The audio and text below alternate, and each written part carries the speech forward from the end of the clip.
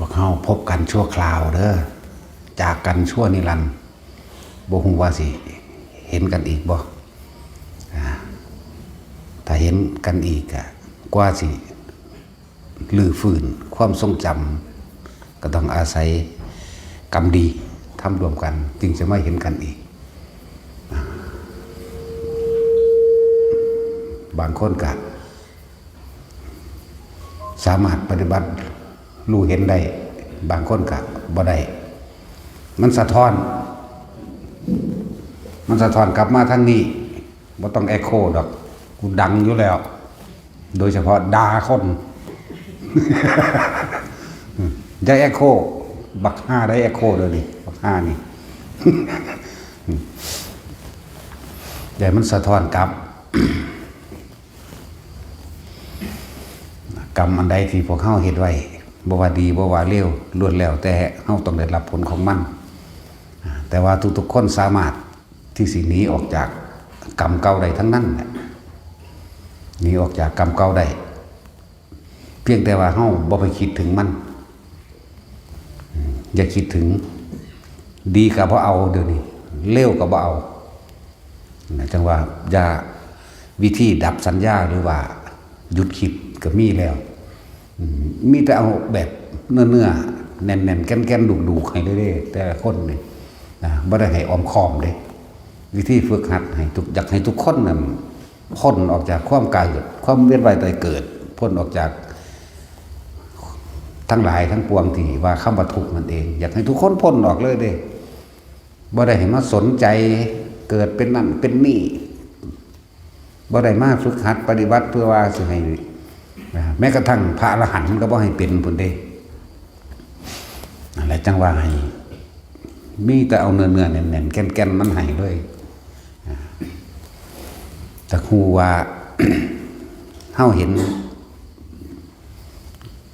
นผลที่เพิ่นฝึกหัดปฏิบัติมาแล้ว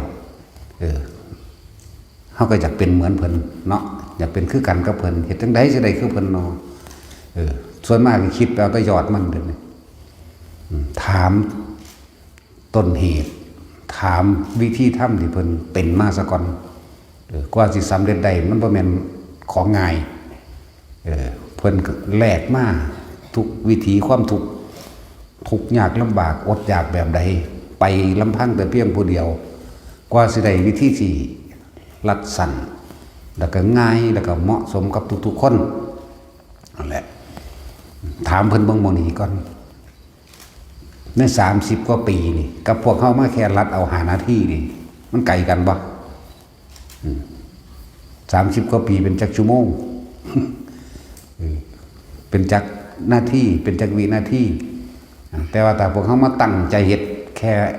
ที่เพิ่นแนะนำให้5นาทีก็ได้ดอกเหลืออยู่แค่ว่าการประคองหรือรักษาไว้แต่เสียงเอโคลงอีกเนี่ยมันสะท้อนขึ้นมามันตีกลับนะอีเบนไปไหม เมื่อกี้นี่นะเอาลงอีกแน่มันสะท้อนกลับไม่ต้องให้มันเอโคดอกเอาธรรมดานี่แหละเอาคืนอีกยังน้อยสั่นโพดบาดนี่ บอกให้มันเอโคกับพ่อเอาลงยักน้อยเอาละ โอ้ยสั่นโพด จักน้อยขีดนึงสั่นเอาพวกนั้นมาจากความพอดีเด้มันมักย่องคือหยังไงเด้พวกหมอลำบักลงทุนล้านได้ขึ้น50 บาทนึงบ่ได้พอ100ซ้ำ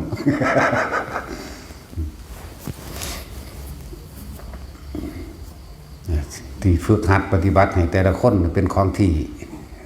ง่ายแล้วก็สามารถทำได้ทุกอาชีพการงานได้ทุกเวลาบ่ได้มีพิธีใดๆทั้งสิ้นบ่มีรูปแบบบ่มียังที่ต้องมาตั้งท่าตั้งทางพร้อมเพียงแต่ว่าเฮามีสติคือความนึกคิดของเฮาเองครับเข้ามาอยู่เพียงแค่ลมหายใจแล้วก็จับความรู้สึกที่มันเกิดนิ่มนวลในกายเฮาเองคือจุดเริ่มต้นแรกก็คืออยู่หน้าผากเฮานี่นึงเด้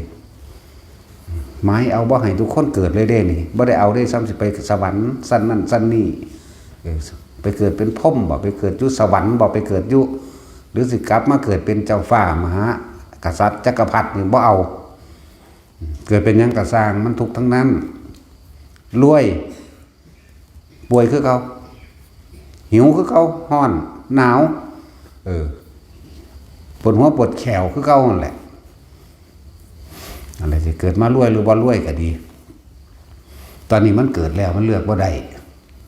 แต่ว่าสามารถเลือกกระทำในปัจจุบันณขณะนี้ได้เราดูทุกคนถ้าฝึกหัดปฏิบัติตามมันที่แนะให้นี่หรืออานาปานสติเฮากะต่อยอดหรือแปลงออกมาเอาประสบการณ์ของมาพร้อมแต่ว่าหลักการก็เป็นที่พระพุทธเจ้าบอกเฮาไว้แล้วคืออานาปานสติกับสติปัฏฐาน4เป็นมองพ้นได้เลยนะบ่อ้อมค้อมเอาสายตรงเอาแบบตรงนั่นแหละ แต่ว่าเป็นหยังคือพาเฮ็ดทานไว้เฮ็ดทานไว้ถ้าพวกเจ้าบ่ถึงสิ่งทั้งหลายแล้วนี่ก็สิกลับมารองรับพวกเจ้าคืนคือเก่ามันก็รับคืนศาสตร์ก่อนเป็นเว้านี่เหมือนสั่นๆจริงๆมันสะสมมาหลายแล้วเด้แม่นบ่ล่ะถ้าสิเว้าอสงไขยพวกเจ้าก็บ่เข้าใจหรอกก็เรียกว่าเอาสั้นๆชาติก่อนทำกรรมใดไว้ชาตินี้รับผลกรรมนั้นชาตินี้ทำกรรมใดไว้ชาติหน้ารับผลกรรมนั้นไม่ว่าดีหรือเลวตัวเองทำเองทั้งนั้นบ่มีผู้ใดเฮ็ดให้บ่มีผู้ใดดลบันดาลบ่มีสิ่งศักดิ์สิทธิ์ดลบันดาลบ่ได้เป็นไปตามพรที่ผู้นั้นผู้นี้ให้บ่ได้เป็นไปตามคำสาปแช่งที่ทุกคนมาสาปแช่งเวลาเขาบ่พอใจว่าเป็นไปตามนั้นเป็นไปตามที่ตัวเองคิดและกระทำเองนั่นแหละที่เว้ามานี่ให้เอาแก่นมันโหลดพวกเจ้าศาสตร์นี้ให้ทุกคนตั้งไว้เป็นศาสตร์สุดท้ายกูสิบ่กลับมาเกิดอีกโลดเห็นบ่ล่ะวิธีบ่ให้กลับมาเกิดอีกก็อยู่ในลมหายใจเขานี่นึงเด้ล่ะนั่นแหละ จึงบ่ค่อยเว้าเรื่องอานิสงส์ของการให้ทานแบบนั้นแบบนี้บ่ค่อยเว้าแต่ของเฮ็ดเองแท้ๆมันสิไปไสวะแม่นบ่ล่ะหรือในตำรับตำราในอย่างพระไตรปิฎกเพิ่นก็กล่าวไว้แล้วนี่ล่ะผู้ใดทานขี้ดินผู้ใดทานผ้าผู้ใดทานหยังก็อาหารยารักษาโรคขนมที่อยู่อาศัยเครื่องอำนวยความสะดวกต่างๆนานาเพราะว่าเป็นผลทานเอาไว้ในศาสตร์ก่อนที่เขาเฮ็ดไว้แน่กับแบบนั้นอยู่ได้ล่ะอาณาปินติกะเศรษฐีเป็นยังจังรวยเพราะว่าเพิ่นทานไว้แต่ศาสตร์ที่แล้วมาศาสตร์นี้เพิ่นก็ยังทานอีกอยู่นั่นเพิ่นก็ต่อนั่งวิสาขานั่งสุชาดานั่งมัลลิกานั่งอุตราจังซี่พวกเฮาก็พอฟังมาพอแห้งแล้วล่ะยังก็ดีเนาะเหมือนพระพุทธเจ้าเฮาเอาอีกแล้วเลยบ่ต่อเนื่องสามัคคีนี่ก็พอแล้วนะจังสิปรับมันดีไปหยังเลยตอนนี้โอ้ยกูสิศูนย์ได้บาดนี้ คำพูดมึงเป็นบ้ามึงเป็นหมอลำมึงฟ้อนเพียงสี่แล้วมึงไปปรับยังกระดอแต่โอ้ยบักหามเอ้ย กูบ่ได้เอามวนบ่ได้หมอลำคือมึงเอาหมอลำมึงนั่นน่ะกูรู้ดังอัว เมียมัน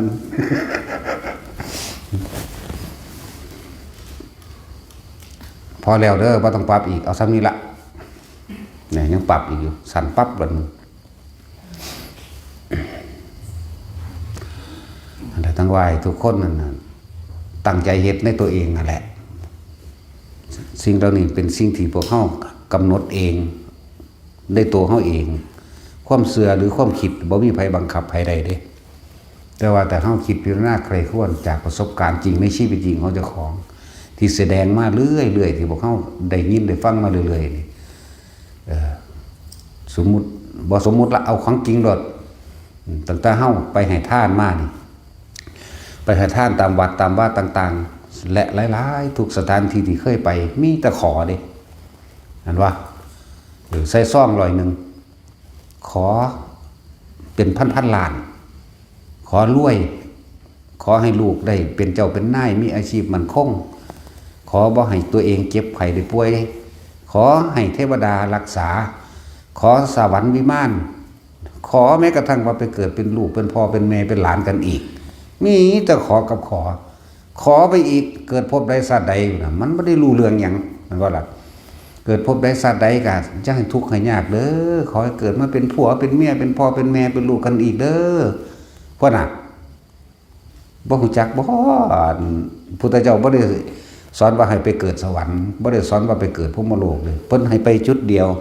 แต่ว่าสิ่งทั้งหลายแล้วน่ะมันตกข้างซื่อๆเด้เพราะว่ามันบ่ถึงในระหว่างการปฏิบัติในระหว่างการเดินทางมันไปกระทบกระทั่งมันควบคุมอารมณ์บ่ได้มันโมโหมันเลยฆ่าคนฆ่าสัตว์มันเลยมีความโลภมันเลยมีความโกรธครอบงำเจ้าของเอาไว้มันเลยไปบ่ถึงไหนนั่นแหละถ้าเฮาเอาประสบการณ์จริงในชีวิตจริงของพวกเขามาใครครวญและพิจารณาลองเบิ่งที่หลวงพ่ออันนี้เว้านี่ทำทานเพิ่มทุกข์ทำบุญเพิ่มบาปบ่รู้จักละบาปแล้วก็คำว่าบุญนี่ก็บ่มีความเข้าใจ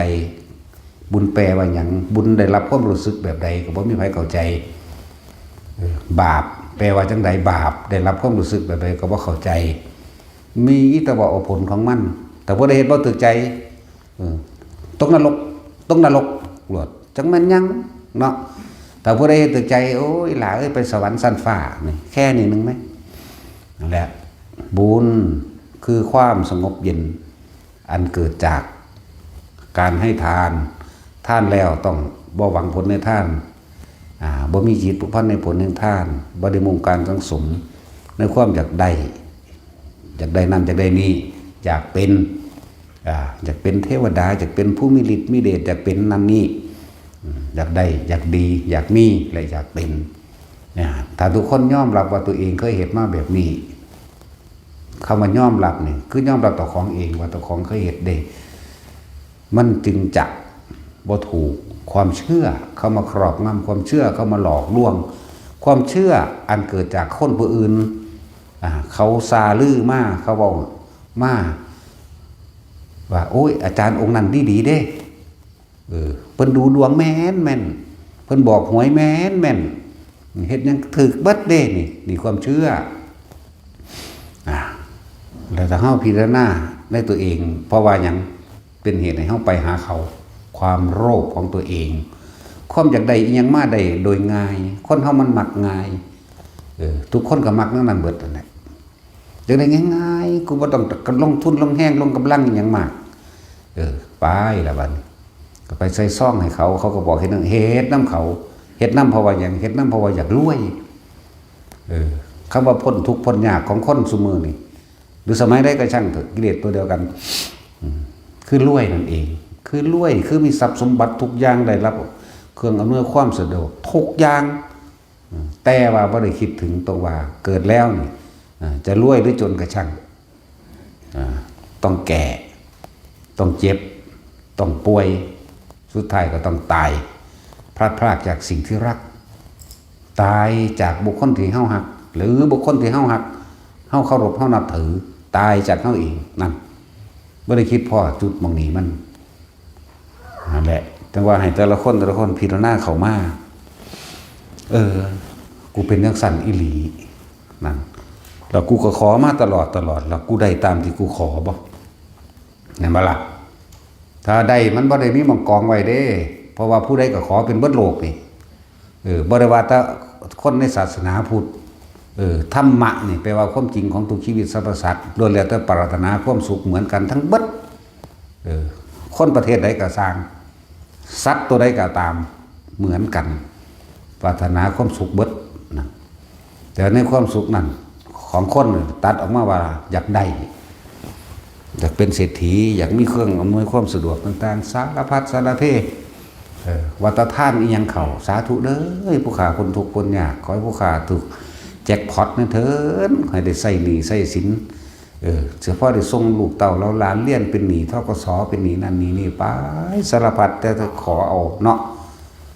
สารพัดนี่คือให้ยอมรับว่าเจ้าของเป็นบ่ขอแนวหนึ่งมันก็ขอแนวหนึ่งมันว่าแม่นว่าแต่ขอรวยดอกแต่ว่าขอรวยเป็นอันดับหนึ่งอยู่แล้วเนาะ ขอพ้นทุกข์พ้นยากมันทางความหมายพ้นทุกข์พ้นยากของคนมีความโลภนี่คือรวย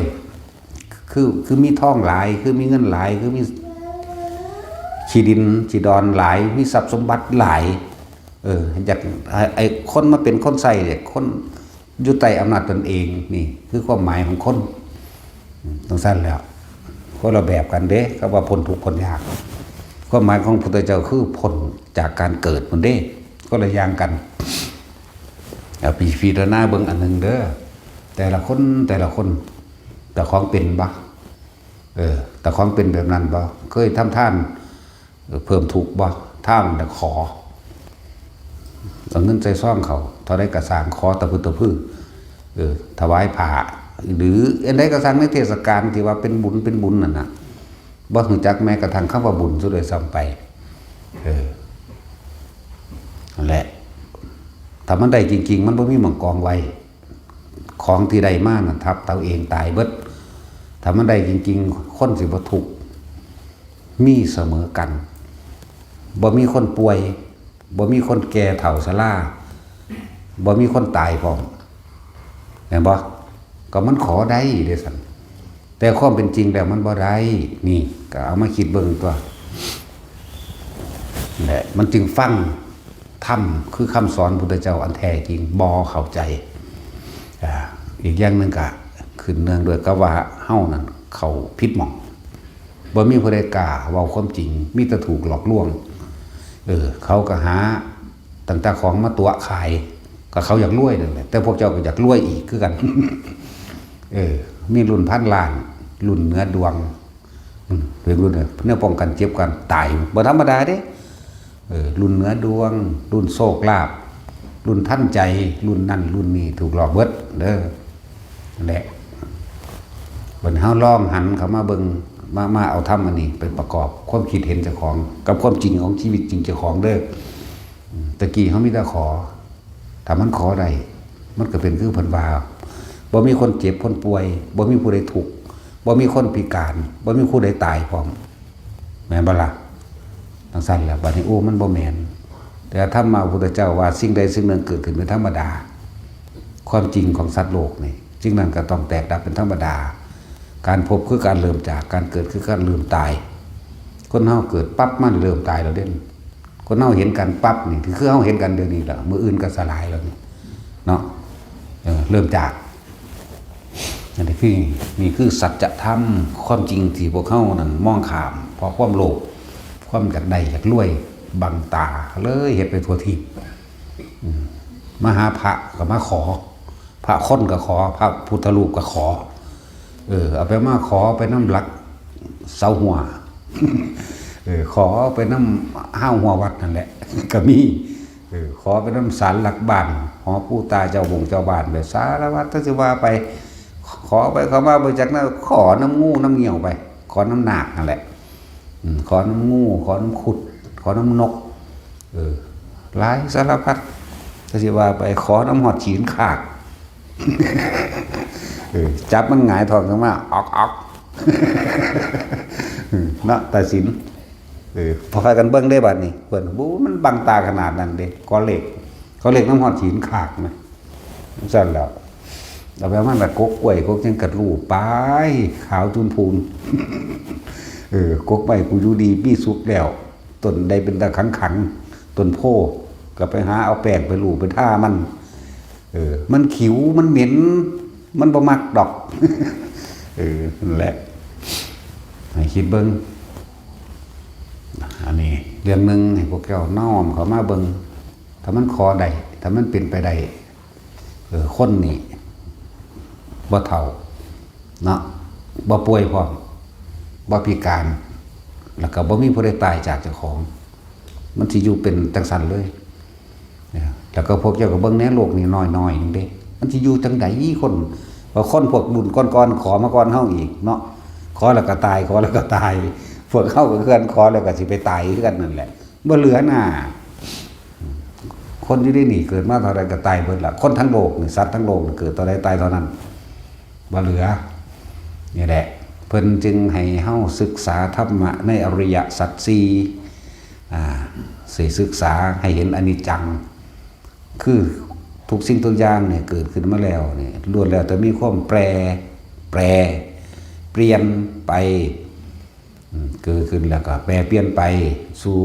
ความผุความพังสู่ความแตกสู่ความดับสู่ความสูญสลายเพราะเรื่องอนิจจังอนัตตา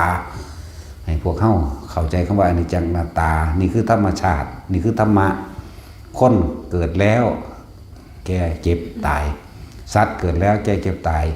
ต้นไม้เกิดแล้วแก่เจ็บตายเหมือนกันพวกเขาเป็นทุกข์เพราะว่าเขาบ่ยอมรับเข้าใจว่าล่ะ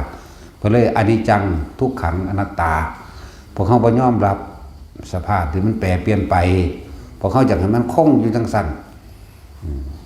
คิดเบิ่งอันหนึ่งเด้อขนาดคนหักกันอยู่แท้ๆนี่คิดว่าสิหักกันชั่วฟ้าดินสลายคิดว่าสิหักกันตลอดเลยนี่ก็ยังบ่เป็นไปจีบกันใหม่ๆว่ามันหักดูดดื่มเพียงตัวเนาะ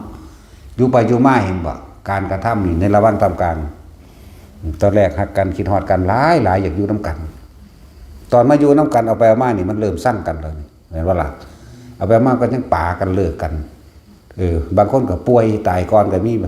เนาะบางคนก็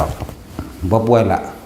ไปหากินเหล้าเมายาก็เป็นไปทั่วไปทีนั่นแล้วสั่นตัวบัดนี้เอาไปมาจากความรักหรือกลายเป็นความเกลียดนั่นแม้ว่าล่ะแค่นี้นึงกันพออ่านออกแล้วนั่นแหละจึงว่าอนิจจังทุกขังแล้วบัดนี้ อนัตตา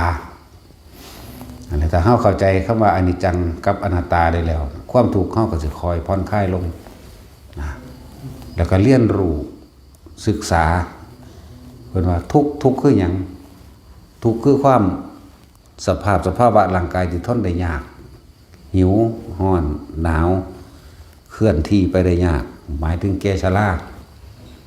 หิวร้อนหนาวเคลื่อนที่ได้ยากแล้วก็เก็บหัวปวดหัวปวดแขวปวดท้องอันนั้นนี่มีความร้อนความหนาวบีบคั้นแม่นอีหยังผู้ใดเว้ากันสุไสนี่เศร้าเว้ากันพระสังก็ออกไปเว้าอยู่นอกวัดนั่นแหละจังว่าให้โอ้ยมาเทเดียวนึงก็สิมาเว้ากันอยู่นี่แล้วเนาะ ไปเว้าอยู่ข้างนอกไป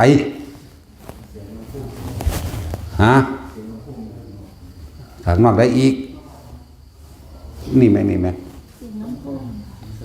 มันสะท้อนนี่มันคือสะท้อนเราไปปิดเนี่ยนะ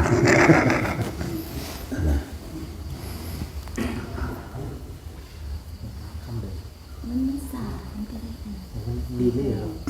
ไม่ดีเสียงพ่อความดังมันคือซาแหละซาก็สิซาครับเพราะนั้นแหละกูก็บ่ได้สโลว์ได้สูง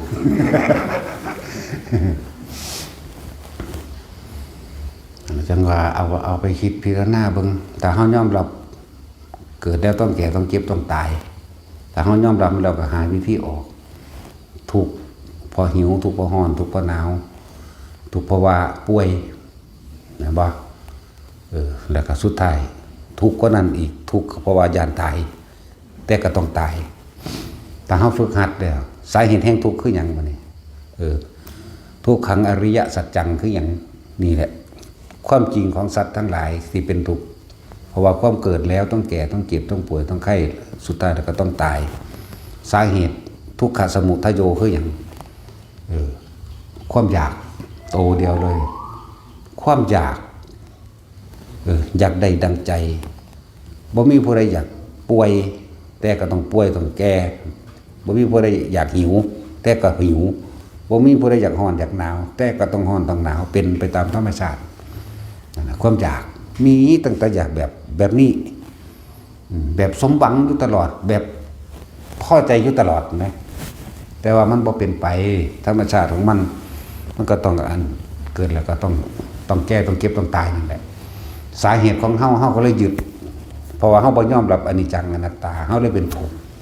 ถ้าเฮาเข้าใจอนิจจังทุกขังอนัตตาได้นั่นแหละถ้าเฮาเข้าใจตัวนี้ได้เฮาก็หาวิธีฝึกหัดปฏิบัติเอาตัวนิโรธแปลว่าดับความอยากหยุดความเห็นเด้นิโรธอยากว่าหยุดความคิดปรุงแต่งแสวงหาในความอยากได้และอยากเป็น นี่นิโรธนิโรธธรรมมันตินี่หยุดความเห็นว่างความเห็นทั้งบัดบัดนี้มันหยุดบ่ได้ในปัจจุบันในเริ่มต้นแรกมันเข้าใจดีแล้วเกิดแล้วต้องแก่ต้องเก็บต้องตายยอมรับร่างกายไม่ใช่ของเรายอมรับหิวห่อนหนาวก็หิวก็หายมันกินห่อนก็เฮ็ดให้มันเย็นหาแนววิธีหนาวก็เฮ็ดให้มันอุ่นเนี่ยเขายอมรับเพียงว่าประคองไว้เพียงแค่ตายคนเฮามันแค่เกิดมาหากินซ้ำตายบ่มีอีหยังมากกว่านี้รวยก็กินแค่อิ่มรวยก็ป่วยรวยก็เกิดหากินซ้ำตายจนก็เกิดหากินซ้ำตายกินก็กินได้แค่อิ่มบ่กินเกินนั้นนั่นแหละเข้าใจแล้วเขาเข้าใจเขายอมรับแล้วก็หาวิธีเป็นจังว่า ถ้าเขามีความเห็นตามความเป็นจริงนี่เป็นจังว่ามักมีองค์8หนทางแห่งการดับทุกข์อันเกิดจากการเกิดนี่เองทุกข์อันเกิดจากความอยากทุกข์อันเกิดจากความเห็นทุกข์อันเกิดจากความอยากได้อยากดีอยากมีอยากเป็นมันจังว่าวิธีมันเขาก็ใส่ความเห็นซะก่อนสัมมาทิฏฐิความเห็นตามความเป็นจริงบ่ผิดเปลี่ยนจากความจริงเห็นว่าสัตว์โลกมันไปตามกรรมนี่ก็เป็นความจริงเห็นว่าเกิดแล้วต้องแก่ต้องเก็บต้องตายนี่ก็ความจริงเห็นว่าสัตว์โลกเป็นไปตามกรรมนี่ก็เห็นไปตามความจริงคือการกระทำของตนเองการกระทำของตนเองทั้งหมดเนี่ยล้วนแล้วเฮาก็ได้รับผลของการกระทำของเฮาเองบ่มีผู้ใดเสกสรรดลบันดาลเห็นบ่ล่ะเห็นตามความเป็นจริงเกิดเป็นหยังกะทุกข์เห็นตามความเป็นจริงเรื่อยๆแล้ววิธีดับทุกข์เพิ่นก็สอนเฮาแล้วจับหลักอานาปานสติลมหายใจเฮาเองเป็นผู้คิดถึงคิดฮอดน้อมความคิดเข้ามาอยู่รู้สึกอยู่กับเพียงลมหายใจเข้าออกโดยอย่าหนีออกจากฐานทั้ง3กายเวทนาจิตจิตเวทนากายอาศัยลมเข้าอาศัยลมออกลมเข้าลมออกอยู่นี่เดี๋ยวมาเกิดคำว่าสมาธิแปลว่าจิตตั้งมั่นนั่นแหละเมื่อจิตตั้งมั่นตั้งตรงไหนตั้งตรงกลางหน้าผากนี่แหละเอาความรู้สึกให้อยู่เกิดในความรู้สึกเดียวรู้สึกนวงๆอยู่กลางหน้าผากถ้ามันมีความรู้สึกอยู่นี่ความคิดมันไปบ่ได้ดอกพอทุกคนมันก็ทุกข์เพราะว่าความคิดเห็นว่าคิดอยากได้อยากดีอยากมีแต่เป็นนั่นแหละความคิดนี่แหละเหตุจังใดทั้งสิ้นระงับดับความคิดได้หยุดความคิดได้ก็เลยหาวิธีว่าฌานก็แปลว่าเพ่งอยู่เมื่อเพ่งอยู่แล้วเกิดเป็นสมาธิเมื่อจิตตั้งมั่นสมาธิฌานสมาธิมันเป็นสื่อเด้อันเดียวกันเด้สมาธิภาวนาหรือสมถะภาวนาก็อันเดียวกันนี่แหละเห็นใดเขาสิทำความรู้สึกเดียวสิอยู่ตรงกลางระหว่างคิวใดแต่คนเฮาถ้ามีความรู้สึกอยู่ในตนเองได้บัดนี้เว้าโดยหลักมันกายมันเป็นส่วนใหญ่แต่ที่ว่าคิดถึงกายเด้อมันก็ใหญ่มันหลายหัวก็ว่ากายจมูกก็ว่ากายแขนขาก็ว่ากายท้องก็ว่ากายเพิ่นเลยกายในกายเพิ่นเน้นในเฮาบัดนี้ลมหายใจนั่นแหละคือกายในกายอันหนึ่งเพิ่นจึงให้เฮาให้พวกเฮานี่รู้ในลมหายใจความรู้สึกอยู่กับลมเบนเข้าออกแล้วหลวงพ่อตัดสั่นมาว่าเอาเฉพาะลมเข้าออกเวลาเฮาสูดลมหายใจเข้าให้มันไปสุดแค่ว่าหม่องพอดีสุดคิ้วเฮานี่เกือบสิถึงคิ้วอยู่หม่องหักพอดีเลย อยู่หม่องดังบ่แม่นดังหักเลยดังหักขึ้นมาจังน้อยนี่ถ้าสูดลมหายใจเฮาสิมีความรู้สึกเย็นอยู่ในโพรงจมูกตรงนี้สิมาสูดเลยดังหักจักน้อยถ้าเฮามีความคิดระลึกนึกถึงความรู้สึกเก่าแค่นี้อาการปีติเกิดอยู่ตรงระหว่างคิ้วเฮาเองนั่นแหละจังว่าคำว่าลมหายใจคือกายในกายอันหนึ่งบัดนี้คำว่าเวทนามี3อย่างสุขเวทนาทุกขเวทนาและอุเบกขาเวทนาพอใจนั่นคือสุขเวทนาทุกขเวทนาคือบ่พอใจอุเบกขาเวทนาคนบ่ค่อยมีมองข้ามตกจุดนี้เบิดเวทนานี่เวลาเฮาคิดถึงความพอใจเวลาเฮาคิดถึงบุคคลที่รักแล้วก็มีความถูกกันมาตลอดบ่ค่อยขัดใจกันเฮาเลยเอิ้นว่าสุขเวทนาหรือพอใจบัดนี้เวลาเฮาคิดถึงคนที่บ่พอใจกันเป็นทุกขเวทนาเวทนานอกออกนอกเบิดนี่ไปพอใจคนนั้นไปเกลียดคนนี้นั่นเดี๋ยวก็ดูสิแต่ว่าอุเบกขาเวทนาบ่รู้จักมันเป็นความรู้สึกจังใดอุเบกขาเวทนา นั่นแหละเพิ่นว่าเวทนาในเวทนาบัดจึงจังไดเพราะอาศัยลมหายใจเข้าออกคำว่าเวทนาในเวทนาคือตัวจิตตั้งมั่นคือเป็นอุเบกขาคือการวางจิตเป็นกลางนี่เองทำความรู้สึกรับรู้อยู่ในตัวเองเรียกว่ากายเวทนาจิตนี่มันคลุมมูอยู่แล้วจิตคือตัวรู้สึกนี่แหละความรู้สึกต่างๆจิตนี่เป็นผู้สังสมบัติทั้งอย่างเป็นสัญญาเป็นอารมณ์เป็นความรู้สึกเนี่ยส่วนมากเฮาบ่เอาความรู้สึกไว้ในตนเองเฮาเอาความรู้สึกไปรักคนนั้นไปเกลียดคนนี้พอใจบุคคลสัตว์สิ่งของไม่พอใจบุคคลสัตว์สิ่งของออกนอกเบิดแต่ว่าถ้าเฮายึดหลักร่างกายเฮาเป็นหลัก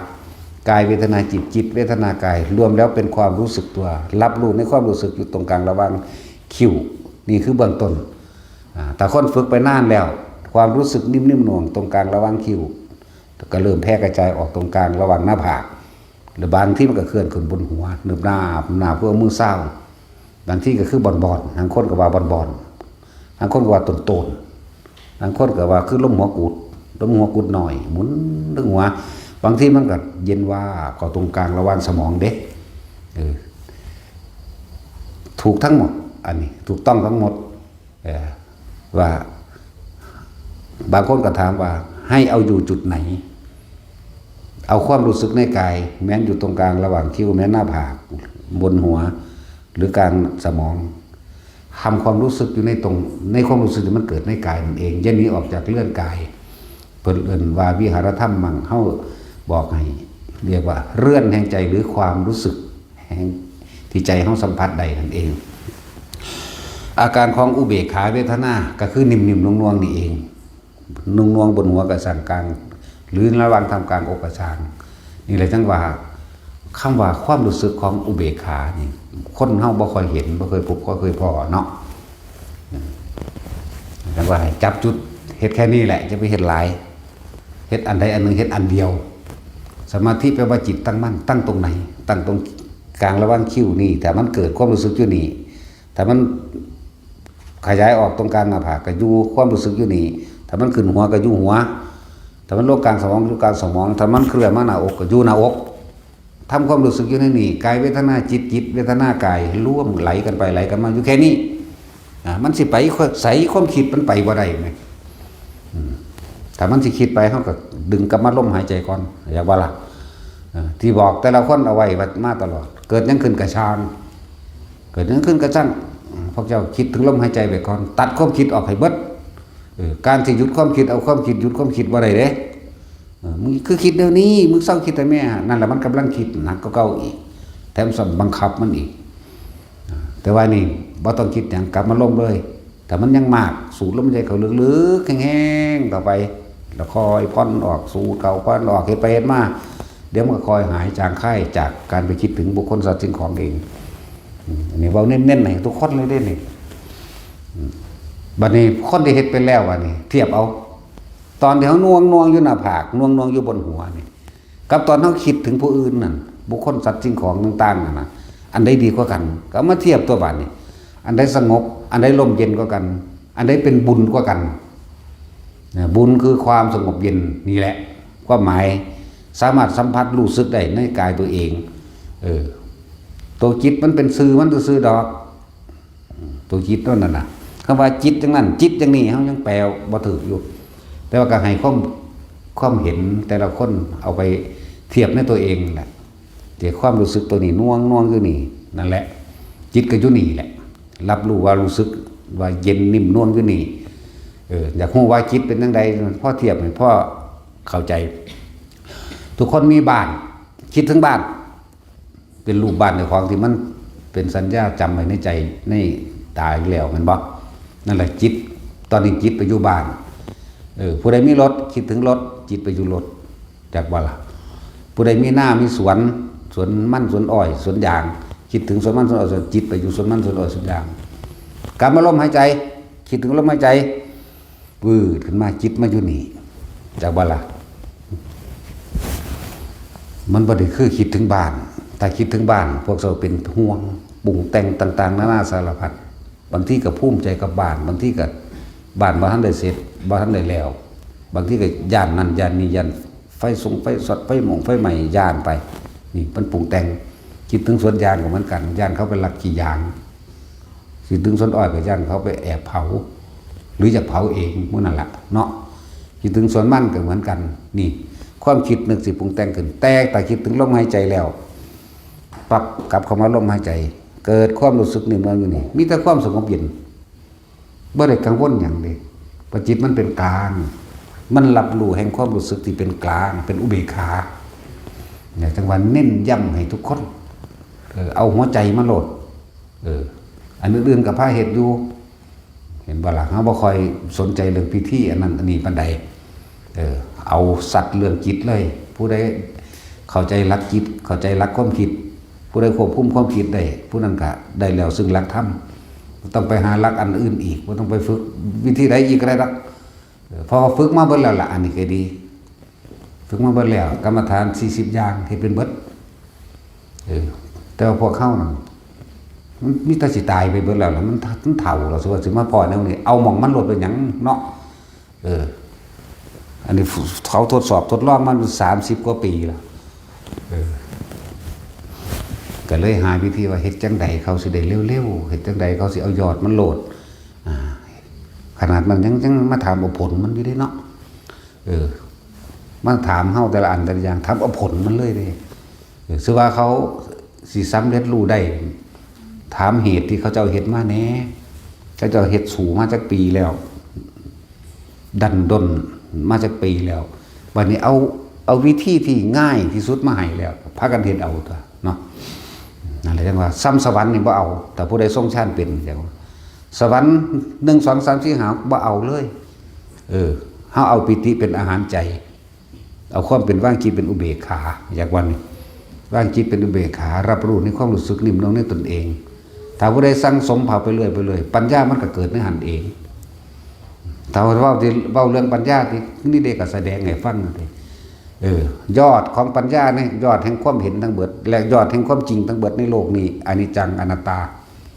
ยอดแล้วบ่มีหยังพ้นเกิดแล้วต้องเปลี่ยนแปลงแล้วก็แตกดับถ้าเว้าเรื่องอูแองน้ำต้นไม้เสื่อมสูญสลายถ้าเว้าเรื่องสัตว์เกิดแล้วตายตอนนี้นั่นแล้วนี่คือยอดมันล่ะดิพวกเจ้าสิหนีลี่อยู่หม้องใดพวกเจ้าย่านตายกันเลยแม่นบ่ล่ะ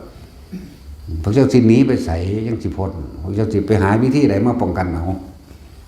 นั่นแล้วนักวิทยาศาสตร์มันก็บ่สร้างเครื่องป้องกันความแก่ความเจ็บ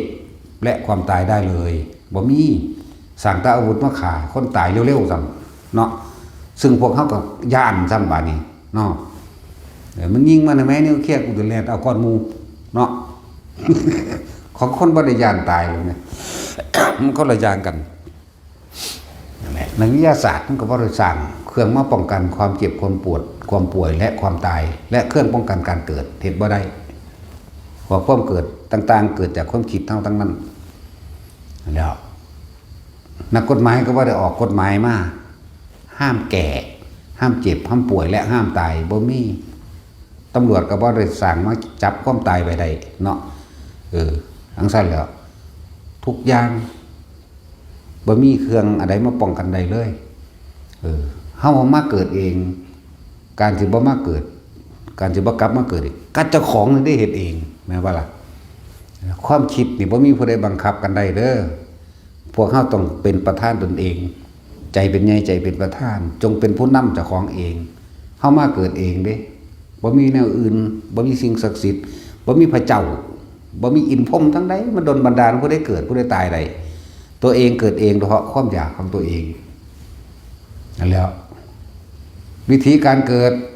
เว้าอีกบอกแล้วว่าอีกวันเก่านี่ล่ะเนาะวิธีเกิดของสัตว์ทั้งหลาย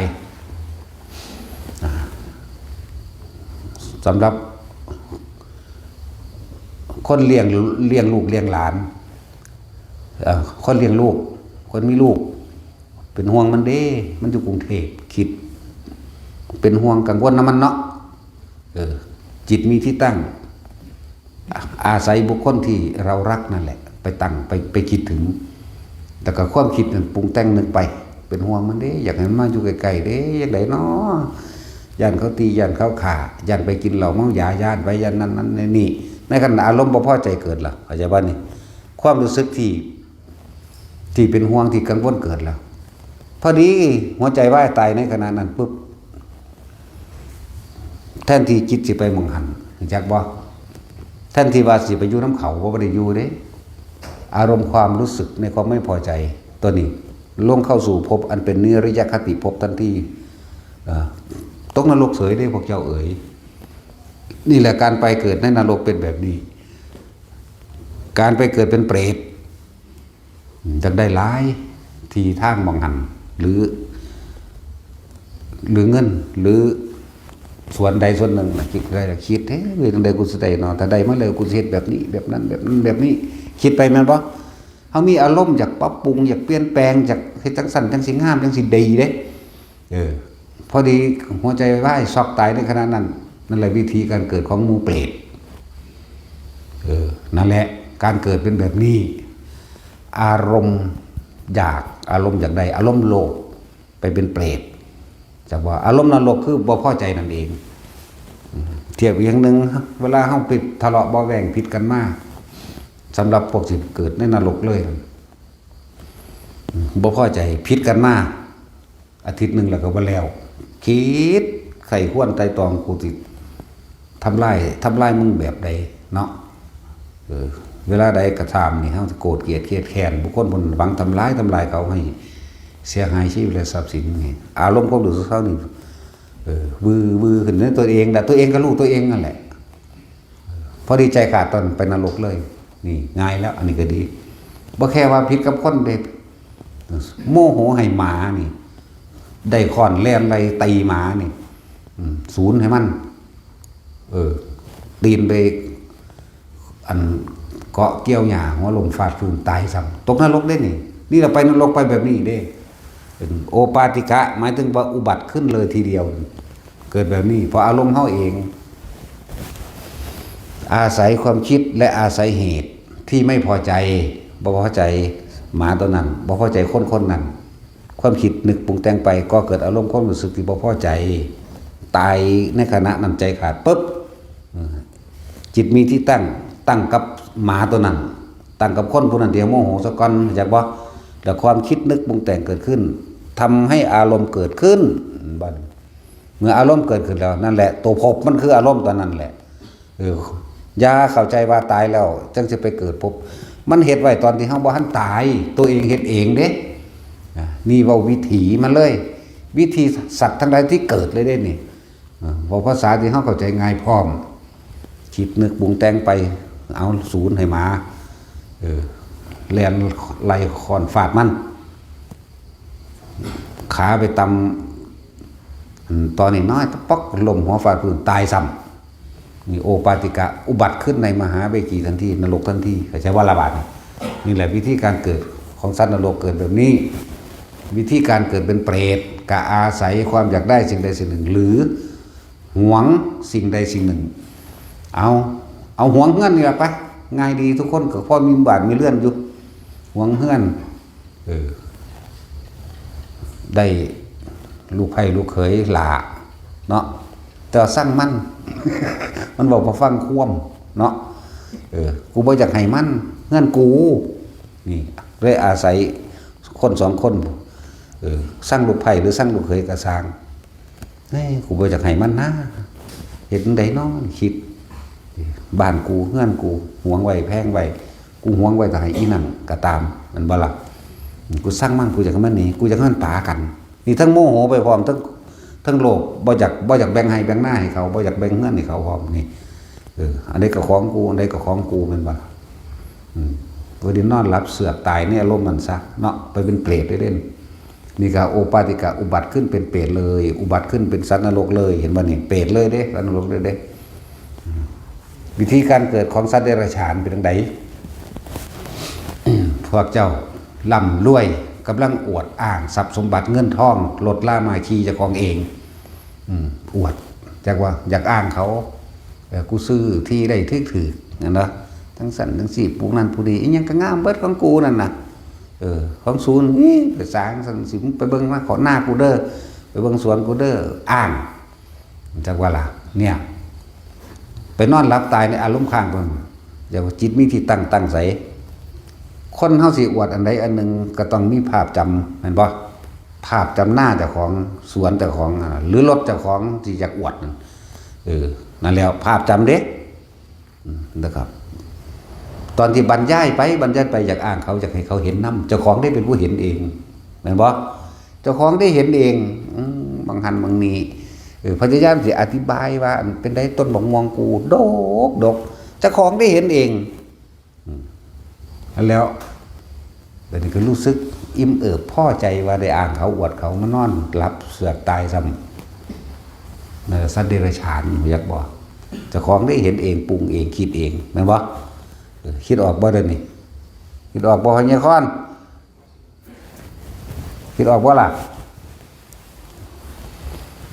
นี่แหละคือความจริงที่เจ้าของพวกเฮามองข้ามเบิดเนาะนี่คือความจริงที่ทุกคนประสบพบเหตุอยู่คือกระบอกแล้วตัวทุกคนมีเฮือนมีบ้านบ่ทุกคนเด้คิดถึงเดี๋ยวนี้ก็เป็นเห็นเดี๋ยวนี้เด้ล่ะมันอยู่ไสมันอยู่ในสัญญาอารมณ์ความรู้สึกคือความจำนั่นเองนั่นว่าล่ะที่ตาของมันจำได้โพดนั่นแหละความจำทั้งหูทั้งตาทั้งจมูกทั้งลิ้นทั้งกายร่วมแล้วว่าใจเข้าใจบ่นี่ร่วมแล้วใจเป็นสรรพสิ่งร่วมบัดทุกสิ่งทุกอย่างในนี่ใจก็ตามจิตก็ตามมันสิซื้อวางได้ก็สร้างอันที่เว้ามานี่ถือของพวกเจ้าเบิดนั่นแหละคิดถึงเฮือนดูก็เห็นปั๊บโลดเนาะนั่นแหละแล้วคิดถึงเสียงเอาเสียงสวดมนต์ดูผู้คนสวดมนต์ก็จำได้หมดแล้วทำนองนั้นทำนองนี้ถึงเพลงที่มักดูก็จำได้หมดแล้วเนาะถึงกินลิ้นดอกมะลิดูเนี่ยผู้ใดเคยดมมันก็รู้จักกันตัวว่าล่ะถ้าคิดถึงมะลิอย่างสิต้องตาถามบักตน มันดมกันมาตลอดเนาะมันบ่ได้หอมก็ดอกไม้เด้มันสิเป็นข้าวๆ เนาะตาสินเจ้าบ่ได้ดมดอกมะลินั่นเจ้าต้องดมฮิปโป สั่นแล้วนั่นแหละตามีหน้าที่จำหูก็จำนั่นบัดนี้เอามารวบว่าเหตุจังใดเฮาสิดับสัญญาใดคือการบ่คิดนึกปรุงแต่งแสวงหาในความอยากให้ได้อย่างสั้นอยากให้เป็นแบบนี้ตามสิ่งตัวเองมีความคิดเห็นว่าอยากให้เป็นอยากได้อยากดีอยากมีอยากเป็นนั่นเองเพิ่นจึงมีวิธีดับสัญญาเวทยิตานิโรธนี่เฮาก็ต้องหาวิธีกุศโลบายหลอกลวงความคิดเฮาเองได้คือกันความคิดมันหลอกเฮามานานแล้วเนาะบาดเฮาหลอกความคิดมาโดยการมีสตินี่เองอาศัยธรรมะอาศัยปัญญาของพระพุทธเจ้าที่เพิ่นสั่งสอนพวกเฮาเฮ็ดตามเพิ่นคิดถึงลมหายใจเข้าออกคิดถึงดูเขาลมมันบ่มีรูปร่างเด้เนาะมันมีแต่แค่ความรู้สึกเย็นเข้าเย็นออกนึงเด้ผู้ใดวาดลมได้เอามันเป็นตัวของใดเอาบ่มีเนาะอากาศนี่ผู้ใดวาดได้เอานี่อากาศว่างๆอยู่เด้อนี่มีแต่มองขามไปหาเสาใหม่หาไฟหาสังสีหลังคาตัวเนาะแต่อากาศมันว่างนั่นแหละเพิ่นจึงมีกุศโลบายให้พวกเฮาทำความรู้สึกอยู่ลมหายใจเข้าลมหายใจออก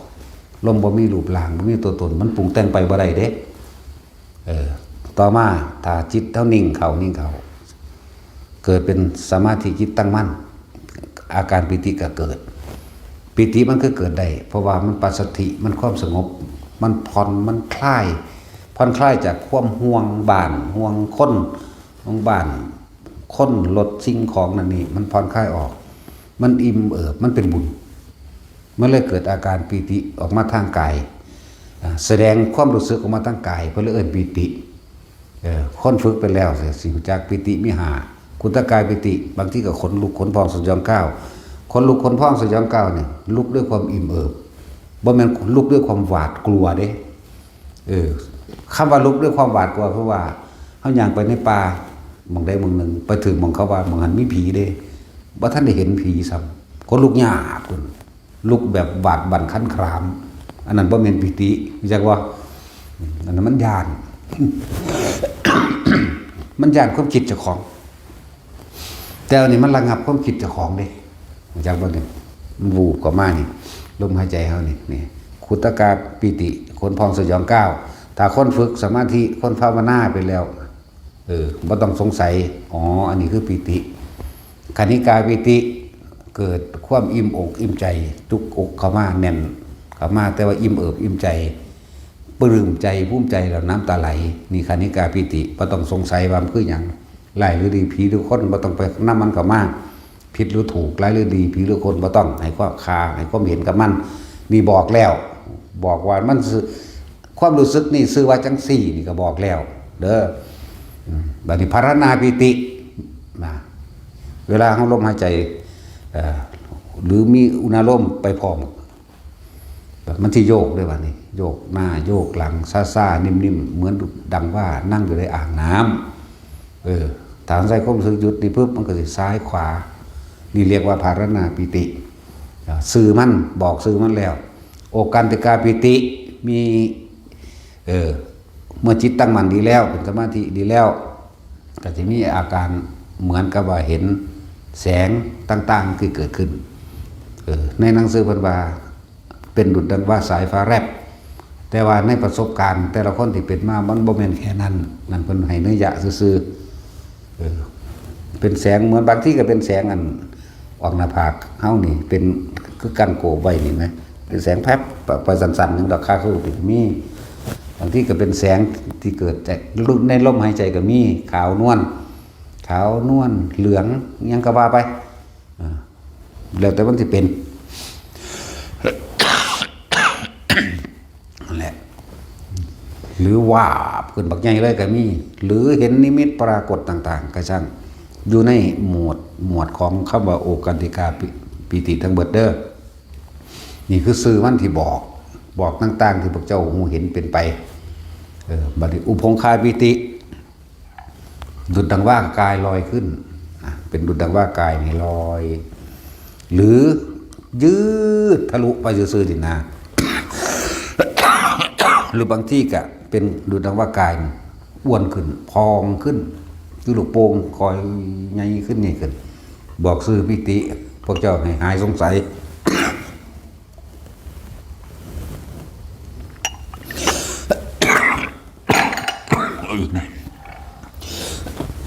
หายสงสัยซะบัดนี้ วิธีนี้ก็คือว่าพวกเฮาเนี่ยเฮ็ดสมาธิแบบลืมตาบ่ให้หลับตาวิธีที่สร้างให้มันเกิดขึ้นทุกคนที่เป็นแล้วก็คือสิรำคาญการฟังอยู่แต่คนบ่ทันเป็นก็อยากรู้อยู่เนาะแต่ว่าเหลือบตาดูปลายจมูกสังเกตแค่มีความรู้สึกลมหายใจเข้าออกเหลือบได้ว่ามันหลับแล้วมันถ้าเฮาบ่คิดเรื่องใดเลยเนี่ย 2-3 นาทีเท่านั้น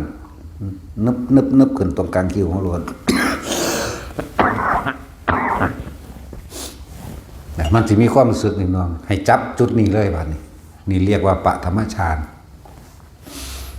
นึกถึงลมหายใจวิตกหมายถึงรู้ลมนึกถึงลมหายใจเข้าและออกนี่วิตกประคองเอาไว้ไม่ไปคิดถึงสิ่งอื่นปิติเกิดแต่เฮาเอาปิติมาเกิดตรงนี้เราเห็นสมาธิแบบมื่นตาเราบ่เห็นแบบรับตาทำให้บ่อยทำให้มากเดี๋ยวก็ชินเมื่อชินแล้วอันตัวนี้ขึ้นเอาเองเด้อว่ามันเข้าไปกำหนดให้ขึ้นว่ามันคิดให้ขึ้นเด้แค่มีสติหรือนึกถึงลมเข้าและลมออกตัวกลางคิ้วนี่สิขึ้นเอาเองเมื่อมันขึ้นก็เองแล้วทำให้บ่อยทำให้มากนี่ในขั้นต้นนี่มันชินซะก่อนนั่งท่าได้ก็ได้บ่อยรับตายืนแบบได้ก็ได้ยืนเดินนั่งนอนจนเกิดความคิดไปซาๆแต่ว่ามันคงต่อมาชั้นที่2สิเป็นเองเพราะว่าเขาบ่คิดปีติสุขเอกคตาเลยบางที่มันนวงขึ้นเลยคนที่พ่อนั่นใดคนที่ขึ้นขับรถปั๊บนวงขึ้นรถตรงกลางระหว่างคิวบอนขึ้นรถต้นขึ้นรถนั่นแหละนี่คือ2นี่จิตมันร่วมเด้มันจึงเป็นได้คำว่าร่วมคือความคิดบ่กระจายเข้าใจบ่บ่ต้องไปเอาทรัพย์ของครูบาอาจารย์ถึงว่าจิตรวมใหญ่แสงสว่างจ้าเห็นนั่นเห็นนี่อย่าไปเอามาเฮาเอาตามวิธีเฮานี่แหละอย่าเพิ่งไปเอาตะจอดมันมาหลายเข้าใจว่าล่ะให้แค่ว่าคำว่าจิตร่วมคือความคิด ไม่คิดถึงบุคคลสัตว์สิ่งของ ความคิดไม่ออกนอกกาย ไม่ออกจากความรู้สึกในกายของตัวเองนี่เข้ามาจิตร่วมนี่มันจะร่วมอยู่นี่รู้สึกตัวแต่อยู่ในนี่พ่อเป็นฌานที่สองยืนอยู่กับเป็นเดินนั่งนอนเป็นเบิดเป็นตัวที่สองแล้วอันนี้เด้อไม่ต้องสงสัยถึงแม้ว่ามันจะเคลื่อนไปตรงกลางหัวก็ทำความรู้สึกอยู่กลางหัวบางทีมันก็เคลื่อนขึ้นหรือบางที่มีอาการแฝงเข้ามาอีกหน้าตึงๆหน้าตึงๆซ่าๆเหมือนดุจดังว่ามีคือหมดคือให้ไตนี่ไหมไตไปตามขอบหูขอบตายังก็ว่าไปบางคนก็รูปออกคนเด้เราชั้นสองบางทีก็มันลงมาจนคำว่าลงมันว่าแมนคอยเคลื่อนแลนลงไปลงมามันเกิดขึ้นเลยอย่าก็ระวังตามกลางอกนี่เกิดขึ้นเลยบนหน้าผากก็เกิดขึ้นเลยหัวก็เกิดขึ้นเลยบ่ได้แลนไปแลนมาแต่ว่าแลนซื่อให้เฮาอยู่ในแค่ความรู้สึกเดียวนั่นแหละนั่นแหละจิตร่วมเป็นสั้นขั้นที่สามโล่งโปร่งเบาสบายสุขเอกคตาหมายถึงว่าจิตสงบแม้กระทั่งความคิดกันยังบ่เกิดเรียกว่าล่ะคือเจตนาในการสิคิดอีกบ่เกิดได้เลยเด้เป็นโล่งๆโป่งๆโอโลโจโลซึ่งลึงอยู่คือบ่มีความคิดหยังเพิ่นเรียกว่าสุขเอกคตาที่จริงก็ว่าสุขใดที่เสมอด้วยความสงบในแบบนี้ไม่มีเลยว่ามันก็คือมันสงบคือบ่คิดนั่นบ่คิดหยังเลยนะเงียบไปเลยไปเทียบซะว่าสุขคนเฮามันก็ทุกข์ก็เพราะว่าความคิดนี่เนาะเห็นบ่ล่ะแต่ความสุขอันนี้เกิดจากคือเฮาบ่คิดว่าเฮามีสิ่งของไหมความสุขนี่เรียกว่าสุขที่บ่ไปแอบอิงอ้างรูปรสกลิ่นเสียงไหมบ่ไปแอบอิงวัตถุไหมคนเราแต่มีความสุขโดยทั้งโลกก็ว่าพอใจนี่ได้เมียงามรูปรสกลิ่นเสียงเนาะแต่อันนี้ความสุขอันนี้เป็นความสุขที่บ่ต้องไปอิงแอบในวัตถุสิ่งของเข้าใจบ่นี่เพิ่นเรียกว่าสุขเอกคตาเป็นคือบ่มีความคิดอีหยังนี่แหละแต่ก็บ่มีจริงๆล่ะนั่นแหละฝึก1 2 3ไปเรื่อยทำให้บ่อยทำมากดึกก็ชินเองส่วนคำว่าฌานที่4มันเข้าดับปึ๊ดบ่ฮู้เมืองฮอดตัวอันเอาไว้ที่หลังแล้วแต่มันสิเป็นเอาเองเมื่อปฐมฌานคล่องแคล่วดีแล้วทุติยฌานเป็นเองตติยฌานเป็นเอง4เป็นเอง5 6 7 8เป็นเองขอให้ทุกคนตั้งมั่นหรือทำให้เกิดความเคยชินและชำนาญในที่1ซะก่อนเถอะอันบ่ขั้นพื้นฐานซะก่อน2 3 4 5 6 7 8เป็นเองเบิดนอกนั้นเฮามีแค่หน้าที่รู้กับมันซื่อๆรู้ไปซื่อๆรู้ตามที่อาการที่เว้าให้ฟังนี่แหละอยากว่าล่ะนี่ให้ทุกคนเอายอดมันเลยเด้เอายอดมันเลยจังว่าหาวิธีที่ง่ายให้ที่สุดแล้วกว่าเฮาสิสำเร็จจุดนี้มานี่มันพอแห้งเลยบ่แม่นมากย่องกับเพิ่นว่าเพิ่นคือเก่งแถวบ่เก่งเสื้อสิฮอดมื้อนี้ใครตัวมันบ่ตายถิ่มอยู่น้ำปลาน้ำดงมันบ่ล่ะนั่นแหละแต่ว่านี่หาวิธีที่ง่ายให้ทุกคนแล้วง่ายมากทุกคนฝึกไปเถอะทรงฌานเจริญฌานโดยอานาปานสติฝึกไปเถอะมื้อนึงขอให้ได้จัก3เวลาก็ได้ก่อนที่จะหลับนี่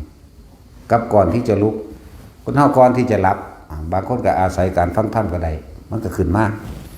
แล้วมันเดี๋ยวมันก็ตัดรับเองเขาเดียวกันแต่ก่อนที่จะลุกเพื่อสิเกิดความต่อเนื่องในระหว่างเขานอนหลับ4 ชั่วโมง6 ชั่วโมงเนี่ยก็แล้วแต่ก่อนที่จะหลับ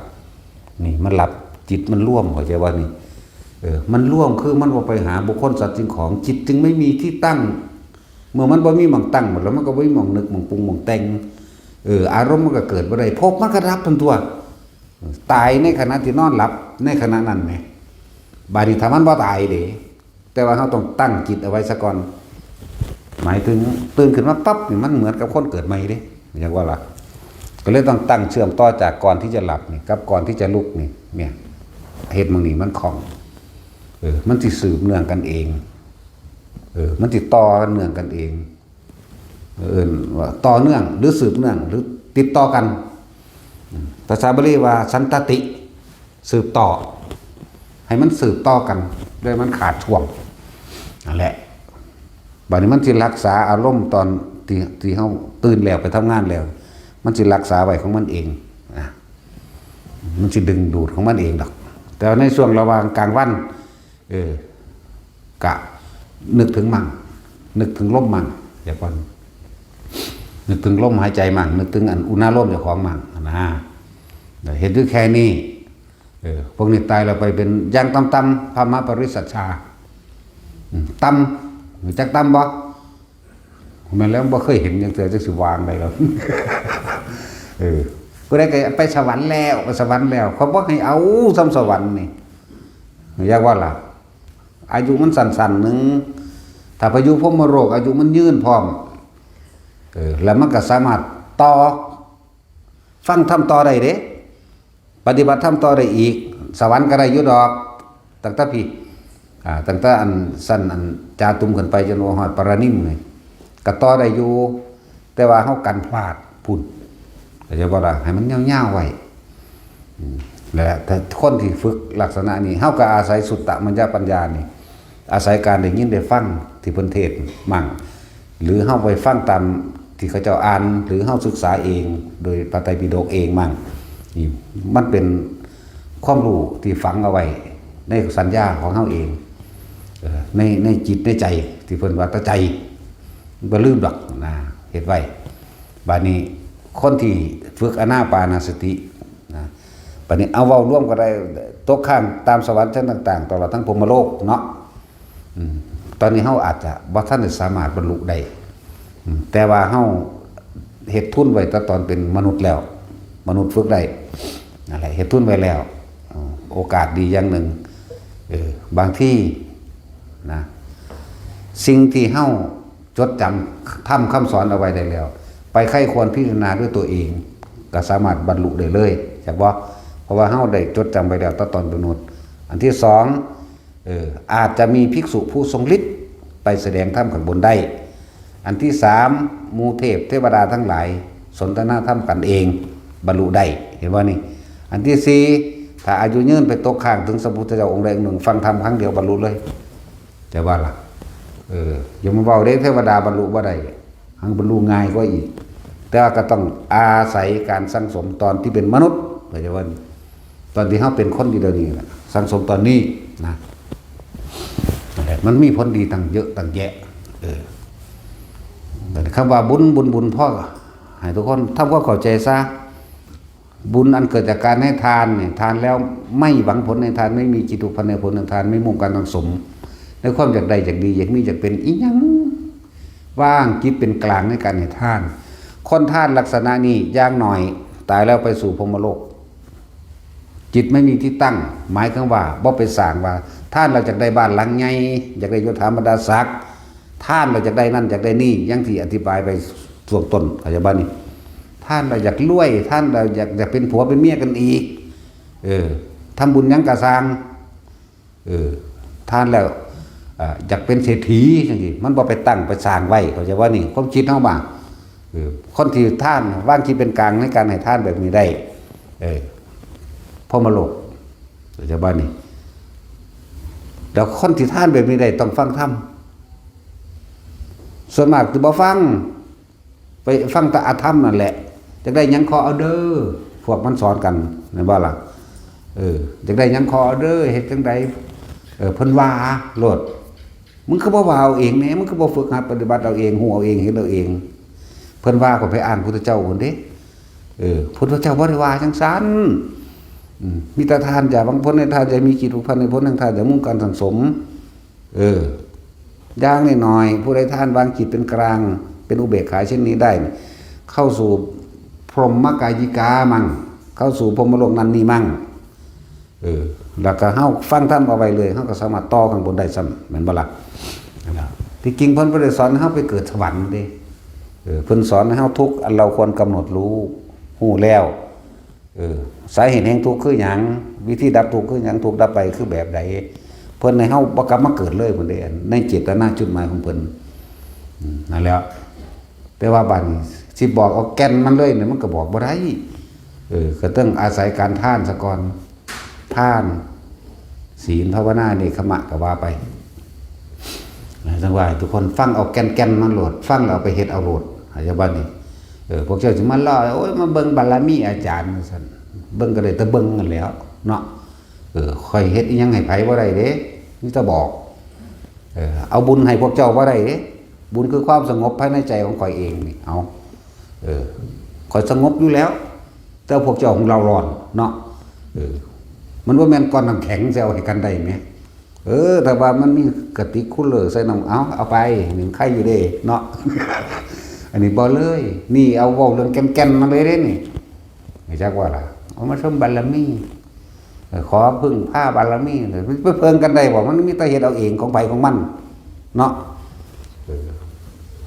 ก็เสยอยู่หั่นแล้วของค่อยเอาให้บ่ได้มีแต่บอกทางให้พวกเจ้าเฮ็ดเอานั่นแหละไปแก้กรรมสะเดาะเคราะห์ให้ไผก็ว่าได้พวกเจ้าคงไปแก้ความคิดพฤติจิตของเจ้าของเองความคิดนั่นแหละไปแก้ความคิดเจ้าของเอาเองแก้มาคิดอยู่กับลมนี่อย่าไปคิดกับเรื่องอื่นแก้ความประพฤติทั้งจิตเจ้าของเองหลายอย่างที่พวกเขาบ่เข้าใจที่พวกเขาคือว่านั่นแหละมันสังสมมาแต่เกิดเนาะอันสังสมเรื่องขอแล้วก็ย่านบ่รวยย่านตายย่านป่วยก็เลยต้องไปพึ่งพาสิ่งนอกๆที่พ่อแม่เฮาก็บ่รู้ก็เลยพาไปเพราะว่าความรักความหวงกันเข้าใจบ่ความรักความหวงนี่แหละย่านตกทุกข์ได้ยากกันลำบากเลยไปพึ่งพาสิ่งศักดิ์สิทธิ์อันอื่นศาลปู่ตาหอเจ้าบ้านเหยาผีสอนขวัญสะเดาะเคราะห์ผูกแขนลดน้ำมนต์เป่านั่นนี่เอาเนี่ยมาป้องกันผีป้องกันป่วยป้องกันตายแล้วก็ไปหาพึ่งพาแนวจิตดลบันดาลให้ร่ำรวยพวกเราเฮาแล้วก็เลยเป็นเครื่องมือของการทำมาหากินของคนที่หลอกลวงนั่นบ่ล่ะพอแม่เฮาบ่ฮู้คนก็เลยพาไปแต่เฮาก็บ่โทษดอกโทษเจ้าของเองบ่มาสังสมเองโทษเจ้าของเองที่ความโลภมันบังตาเลยฟังพระเพิ่นแสดงธรรมบ่เข้าใจฉะนั้นอย่าโทษไผใดๆทั้งสิ้นให้โทษตนเองตัวเองมาเกิดเองได้บ่มีผู้ใดเฮ็ดให้เกิดที่มันมาเกิดร่วมกันเป็นมารดาบิดาเป็นญาติสายเลือดเป็นผัวเป็นเมียเป็นลูกเราเต้าหลานกันเพราะว่าหยังสมรู้ร่วมคิดซึ่งกันและกันการกระทำร่วมกันเองคนเฮามันมีความสมรู้ร่วมคิดเป็นหนึ่งเดียวกันมีความเห็นเดียวกันเฮ็ดไปตามกันทั้งกายทั้งวาจาและทั้งใจเห็นบ่ใจวาจากายนี่เลยมาเกิดเป็นพ่อเป็นแม่เป็นผัวเป็นเมียเป็นนั่นเป็นนี่กันเป็นหมู่เป็นพวกเป็นรวมแล้วแต่มีเหตุทั้งหมดเหตุปัจจโยทั้งหมดนั่นแหละทุกอย่างย่อมมีเหตุก็เพราะว่าความบ่รู้ของเฮาเองแหละบ่รู้ในอริยสัจสี่บ่อยู่ในสาเหตุแห่งสัตว์ทั้งหลายเวียนว่ายแต่เกิดเพิ่นเอิ้นภาษาบาลีว่าบ่ฮู้ในปฏิจจสมุปบาทบ่ฮู้วิธีการคิดทั้งหลายเฮ็ดให้สัตว์เวียนว่ายแต่เกิดปฏิจจสมุปบาทนี่แต่สิเว้าบาลีพวกเจ้าบ่ฮู้อิมัสสมิงสติอิทังโหติเอาผู้ใดบอกมาแปลมาบอกเป็นความรู้สึกเจ้าของออกมาตามความจริงเอาบัดนี้อวิชชาปัจจยาสังขาราปัจจยาวิญญาณังแม่นยังล่ะเข้าใจวิญญาณคือผีพูดมันไปทางพุ่นแล้วเนาะว่าผีหลอกได้อยู่หั่นแต่ว่าวิญญาณคนนั้นผู้นี้บ่ทันไปพูดไปเกิดว่าตายแล้วมันเกิดเลยบ่ฮู้จักมันไปตามที่เจ้าของตั้งไว้ที่คิดถึงซะก่อนเป็นตัวไปคิดถึงนั่นแหละแต่ว่าสิไปตามภพต่างๆน่ะอารมณ์ได้เป็นภพอยากเข้าใจว่าตายแล้วจังสิไปเกิดภพนั้นภพนี้มันไปตั้งแต่บ่ทันได้เกิดบ่ทันได้ตายอาศัยความคิดจิตมีที่ตั้งหมายคิดถึงเป็นห่วงหน้าก็พวกเจ้าคิดถึงหน้าปรุงแต่งไปนึกไปนั่นตั้งไว้แล้วได้นั่นตั้งจุดตรงนั้นแล้วบัดนี้ก็ปรุงแต่งนึกคิดไปเรื่อยก็เกิดอารมณ์ความรู้สึกพอใจมั่งไม่พอใจมั่งนั่นแหละภพเกิดแจ็คบ่ล่ะเคยศูนย์บ่100,000,000%เลยอันเรื่องศูนย์นี่เนาะตายตอนนั้นมันสิไปนรกนั่นแหละอารมณ์โมโหนิรยคติภพได้เกิดขึ้นแล้วจากว่าล่ะนั่นถึงสั้นแหละตายตอนนั่นแหละเอิ้นว่าสร้างไปก่อนที่สิตาย แต่ใจขาดตอนนั้นก็ไปจริงๆแม้นว่าตอนนั้นก็อารมณ์ค้างไว้มานอนยังศูนย์ยังคิดทำเฮียมห้อนน้ำมันอยู่อย่างมันลืมอยู่คนเดียวแหละแต่กับมันเมื่อยหลายมันก็หลับไปเสือกตายซะไปนรกอะไรบ้าล่ะนั่นแหละนี่แหละคือวิถีการเกิดของหมูสัตว์กับเฮ้านี่แหละว่ามันไผดอกแต่เขาด่าไอ้สัตว์อีสัตว์นี่ดีใจโลดเพราะว่าเขาสิเลือกได้เข้าใจว่าล่ะแต่ว่าไอ้เฮียมันเลือกบ่ได้มันให้เป็นเฮียอย่างเดียว เนาะเห็นบ่ล่ะแต่ไอ้เฮียเนี่ยโอ้ยมันก็จำกัดกูโพดเนาะให้กูเป็นชนิดเดียวนึงเว้ยให้กูเป็นเต่าแน่ให้กูเป็นนกแน่เห็นบ่ให้เป็นคนเนี่ยก็ได้สัตว์ได้คนก็ดีอย่างว่าล่ะเป็นเทวดากับสัตว์อินพรหมย่อมอยากสัตว์เบิดพวกเจ้าว่าเขาวิเศษหรือไม่ได้วิเศษดอกเขาไม่ได้โดนบันดาลยังให้ผู้ใดได้ดอกเขาเป็นเทพเทวดาใดเพราะเขาสร้างความดีไปเห็นบ่ล่ะนั่นแหละท่านก็จะไปหวังผลในท่านหลวงพ่อนี่สอนจังสีมาตลอดเด้อแต่ว่าก็ให้ท่านก็บ่ได้ทั้งบ่ให้เอาหลายพร้อมมันสิเสียดายเนาะตั้งแต่กี่ไปท่านทั้งใดเพราะยังค้อนกับอันพอเล็กไม่น้อยบางหันหาเมื่อได้อาจารย์เป็นแสนได้อาจารย์บัดมาหากู200นึงไหมสูง โอ้ยบัดไปเมืองอื่นก็หลายแหละบัดความจริงมาเฮาเนี่ยที่200ดีบ่ดีบ่ถึงทำเนาะ สั่นแล้วอ้างคนอยากว่าทำดีเอาหนาอยากว่าล่ะยันตะเขาบ่รู้จักไปเว้าอวดให้เขาฟังว่าอยู่หั่นท่านตอนนั้นเท่านี้เฮ็ดกำแพงเบิดเป็นล้านแท้ซั่นฮันสิเสือได้จังได๋มาหาทีละ100 200นึง แต่ฮักก็บอกว่าจะไปทานหลายเอาพุทธละบาท2 บาท1มันบ่อ่างนั่นบุญเกิดมันสงบมันบ่อยากไปอ่างแล้วมันก็บ่ขอพุ่นขอพี่เพราะมันหน่อยเนาะ อย่างสั้นก็นั่นแหละบุญเกิดจากการให้ทานบุญอันเกิดจากการรักษาศีลเพียงใดเวลาใดที่เฮาบ่คิดทำร้ายเบียดเบียนให้ผู้ใดผู้หนึ่งเสียชีวิตและทรัพย์สินนั่นแหละบุญตอนมันจะซื้อบ่ได้ร้อนกังวลนี่แหมพวกเจ้าเคยเป็นบ่บาดนี่บ่ได้เดาร้อนกังวลบ่ได้มีความหวาดระแวงว่าผู้ใดสิมาว่ากูความนั้นความนี้ว่าเขาสิมาจับกูว่ากูเป็นหลักบักฮุ่งบักงวงเขาบ่ดอนี่นั่นแหละบุญนั่นแหละบุญอันเกิดจากการ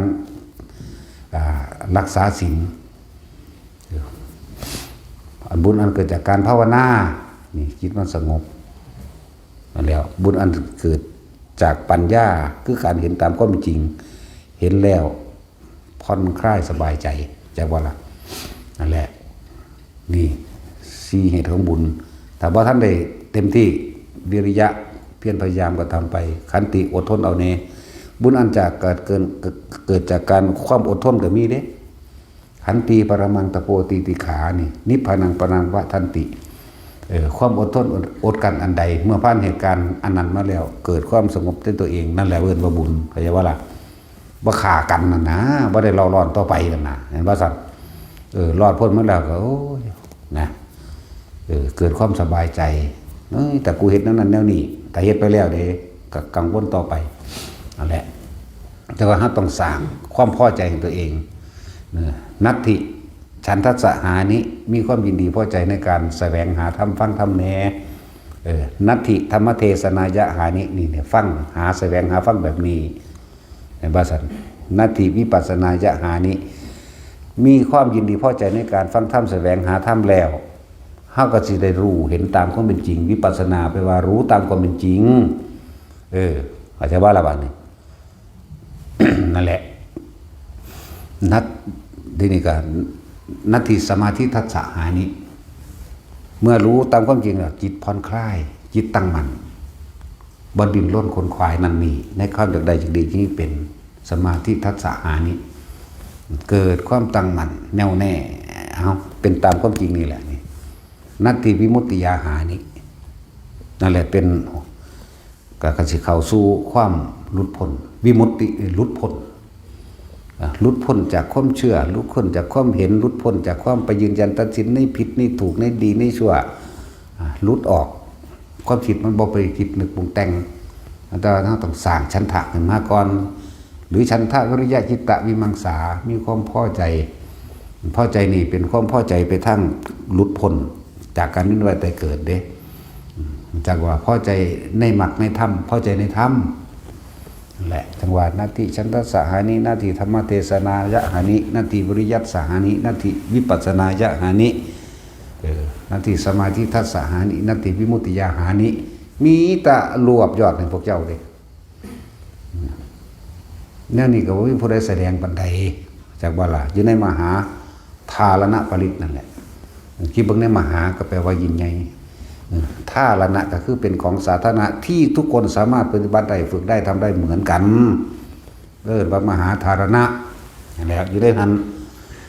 นัตติทวานัตติระวานัตติอภุตังนัตติเวคายิตตังนัตติพยาวตมโนนัตติอปติสังขารุเปขา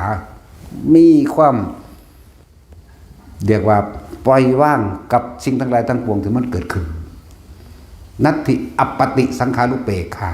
ว่างเฉยได้ตลอดการทุกเมื่อมันก็ว่างก็เป็นนิพพานตัวว่าล่ะ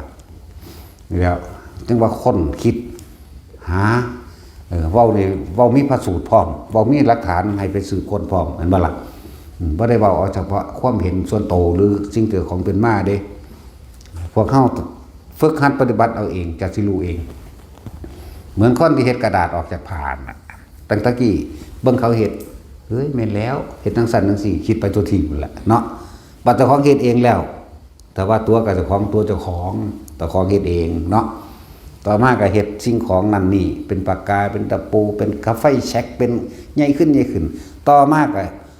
เอาฮอดเจ้าของออกจากผ้าได้ต่อมาออกทะลุออกฮอดห้องก็ได้หรือกำหนดตัวเองไปพุทธขึ้นหม่องใดหมู่หนึงก็ยังได้เลยเดี๋ยวนี้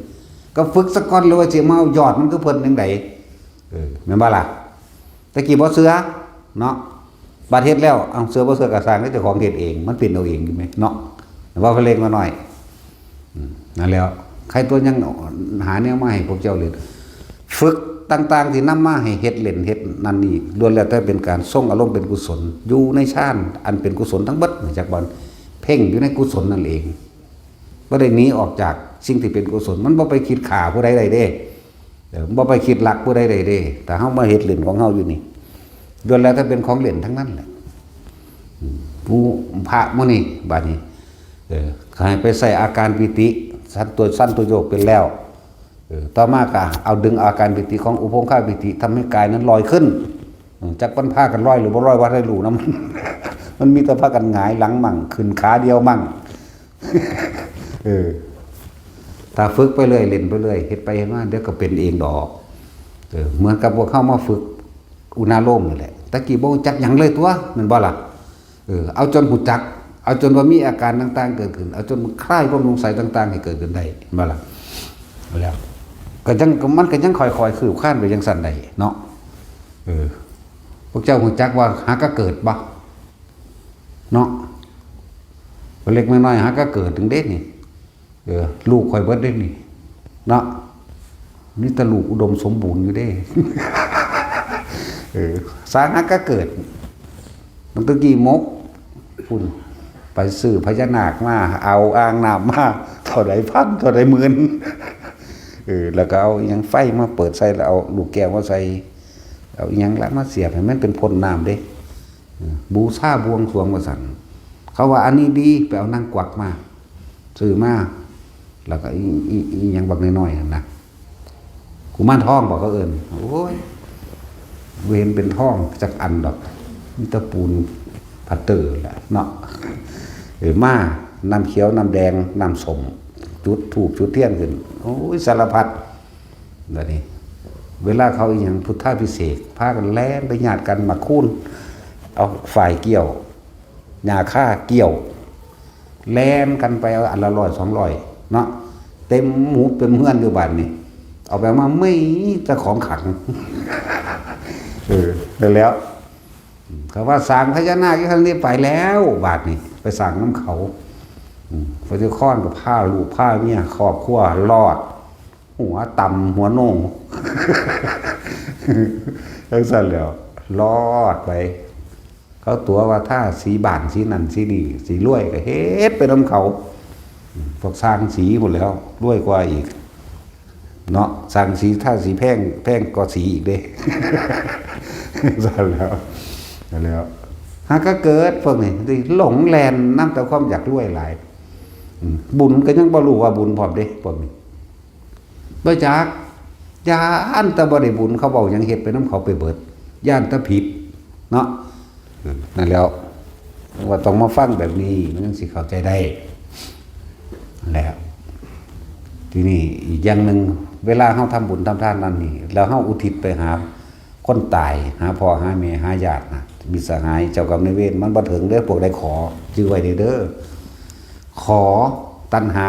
เป็นเครื่องลังเป็นเครื่องยางเหนียวเป็นเครื่องกั้นที่เฮาสิไปอุทิศไปได้จังได๋เจ้าของขอเจ้าของแลกเบิดแล้วแม่นบ่ล่ะบุญมันเป็นนามธรรมมันเป็นอะไรที่เกิดความสงบเย็นใจของเฮาแล้วจึงอุทิศมันจังไปอันนี้สาธุเด้อขอตะบึดตะพื้อไปแล้วจนว่าลืมอุทิศก็มีมันขอโหด นั่นแล้วอุทิศนั่นแหละยังบอกว่าพวกเจ้าจะพากันขอหลายเฮ็ดนั้นเฮ็ดนี้อย่างนั้นนี่พวกเจ้าต้องมาฟังแบบนี้พวกเจ้าสิเข้าใจบ่มีผู้ใดปกป้องคุ้มครองภายใดเด้อนอกจากตนเองเด้อพระพุทธเจ้าเพิ่นก็บ่ปกป้องคุ้มครองเฮาได้เด้เพิ่นบอกแนวทางให้พวกเฮาเฮ็ดเอาเองแม้กระทั่งเดี๋ยวนี้หลวงพ่ออันนี้ก็ว่าปกป้องคุ้มครองภายใดเด้พวกเจ้าต้องปกป้องคุ้มครองตัวเองพวกเจ้าต้องมีสติระลึกนึกถึงความอันนี้ควรอันนี้บ่ควรแม่นว่าซั่นระลึกถึงว่าหลายๆอย่างนั่นแหละฟังไปเรื่อยเฮ็ดไปเรื่อยแหละแต่ทุกคนที่รอดพ้นจากอุบัติเหตุต่างๆมาเพราะว่าสติพวกเจ้าเพราะว่าพวกเจ้าทรงชาติเอาเองพวกเจ้าเฮ็ดเอาเองพวกเจ้าเป็นของพวกเจ้าเองแต่ว่าอาจจะอาศัยจิตมีที่ตั้งโดยบุคคลที่เคารพบูชาเข้าใจว่าล่ะบางทีมันเหตุการณ์เฉพาะหน้าเฉพาะตนเนาะมันคิดบ่ออกหลวงพ่อซอยแน่นั่นแหละคิดพวกเจ้าไปร่วมอยู่นำหลวงพ่อนั่นซะก่อนบ่แม่นหลวงพ่อไปซอยบ่ว่าสิรถส้นบ่ว่าสิเครื่องบินตกบ่ว่าสิเรื่องใดก็ช่างแต่ผู้ใดระลึกนึกถึงเอาเพิ่นเป็นตัวเกาะซะก่อนที่จริงตัวเองรักษาตัวเองบ่แม่นเพิ่นเข้าใจว่าล่ะลดความลดปีนรอดมาบักหลายอยู่นี่ก็เลยแต่ว่าเจ้าของเด้นี่เป็นผู้ซอยเจ้าของเองมันบ่แม่นเพิ่นเด้แต่ว่ามันขวาตัวนั้นซะก่อนซื่อมันเลยมีจิตมีหม่องตั้งไปบุคคลผู้นี้บ่ฆ่าไผมันบ่ได้คิดถึงแล้วไม่เร่าร้อนมั้ยเข้าใจว่าล่ะคิดถึงแล้วเป็นศูนย์ร่วมจิตเจ้าของใดคิดถึงแล้วไม่เร่าร้อนมันเลยเอามักง่ายเลยบัดนี้ว่าแต่เฮ็ดอีหยังหลวงพ่อซอยแน่โลดจังนั้นหยังขายผักบ่ได้ก็บอกกูไปขายของให้ เอาไปมาแม้บัดนี้บอกกูไปขายของโอ้ยมีดไปปาดผักลืมเสียบไว้เนื้อกลางนั้นผักอีหาทองนั่นแหละน้องหามีดผู้ขามาแหมซอยแม่ว่า มีดก็กูได้ไปหาโอ้ยว่าแม่นอีหยังขายของบ่ได้มันสิคํแล้วน้องฮอนอยากขายของในเมืองตัว ก็เดินไปขายของให้มันอีกหามึงนี่ แล้วอีหยังหายก็เอิ้นกูนี่ล่ะนะมันร่วมสติมันร่วมมันก็คิดออกกันตัวมันบ่ฟุ้งนะมันเจ้าของได้ไปหาเอาเองเป็นเอาเองเจ้าของคิดออกเอาเองแล้วคนนี้ค้อนหรือกันนั่นแหละ โทรศัพท์เฮียก็เอิ้นเฮานี่แหละไปหาเอาไปมากูเป็นคนใส่เบิดตลอดยังก็เลย โทรศัพท์เฮียก็เอิ้นหารถบ่ติดก็เอิ้นได้ไปฮอดสุกรถพวกเขาเอ้ย เอาไปมาได้ไปฮอดสุกรถให้เขาโอ้ยสารพัดนั่นแล้วมันว่าแม่นหลวงพ่ออันนี้เข้าใจว่าพวกเจ้าจิตพวกเจ้าร่วมเองที่แรกพวกเจ้านึกหาความคิดนี่ฟุ้งเพ้อเจ้อรู้หันมาอยู่นี่หน้าบ้านกูบ่ลืมหน้าอยู่หั่นแม่นบ่ซั่นบัดนี้มาเลยนึกถึงแล้วมันสบายใจมันสงบเย็นใจมันจิตร่วมเรื่องมันร่วมเอาเพิ่นเป็นที่ตั้งศูนย์ร่วมซะก่อนบูบก็มามันเลยคิดออกซื่อๆดอกว่าล่ะแล้วทุกอย่างที่ตนเองได้บ่แม่นเพิ่นเฮ็ดให้เด้นั่นแล้วสำหรับผู้อัน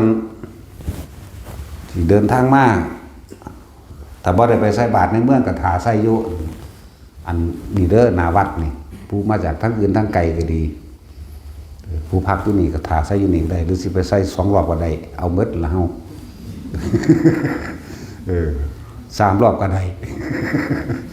นั่นแหละสำหรับผู้เดินทางไกลมาจากทางต่างจังหวัดนึงก็เข้ามาถาใส่บาตรหน้าวัดโลดเฮาสิก็สิเริ่มลงละตามคนมีนั่นแหละสำหรับอันคนที่ว่าถาใส่บาตรบ่ฮู้จักจุดที่เพิ่นบิณฑบาตอยู่ในเมืองหรืออยู่อันแต่ละบ้านแยกบ้านท่ามกลางหรือบ้านนึงก็ว่าไปก็มาถาใส่อยู่หน้าวัดเพิ่นสิมาเรื่อยไหลมาเรื่อยนี่ดอกบ่ได้มีพิธีรีตองอีหยังเด้อพระเฮาเวลานี่ก็แค่จัดเฉพาะนั่งพี่เลยตักเอาอาหารที่เขาเจ้าตั้งไว้หั่นล่ะแบบเก่า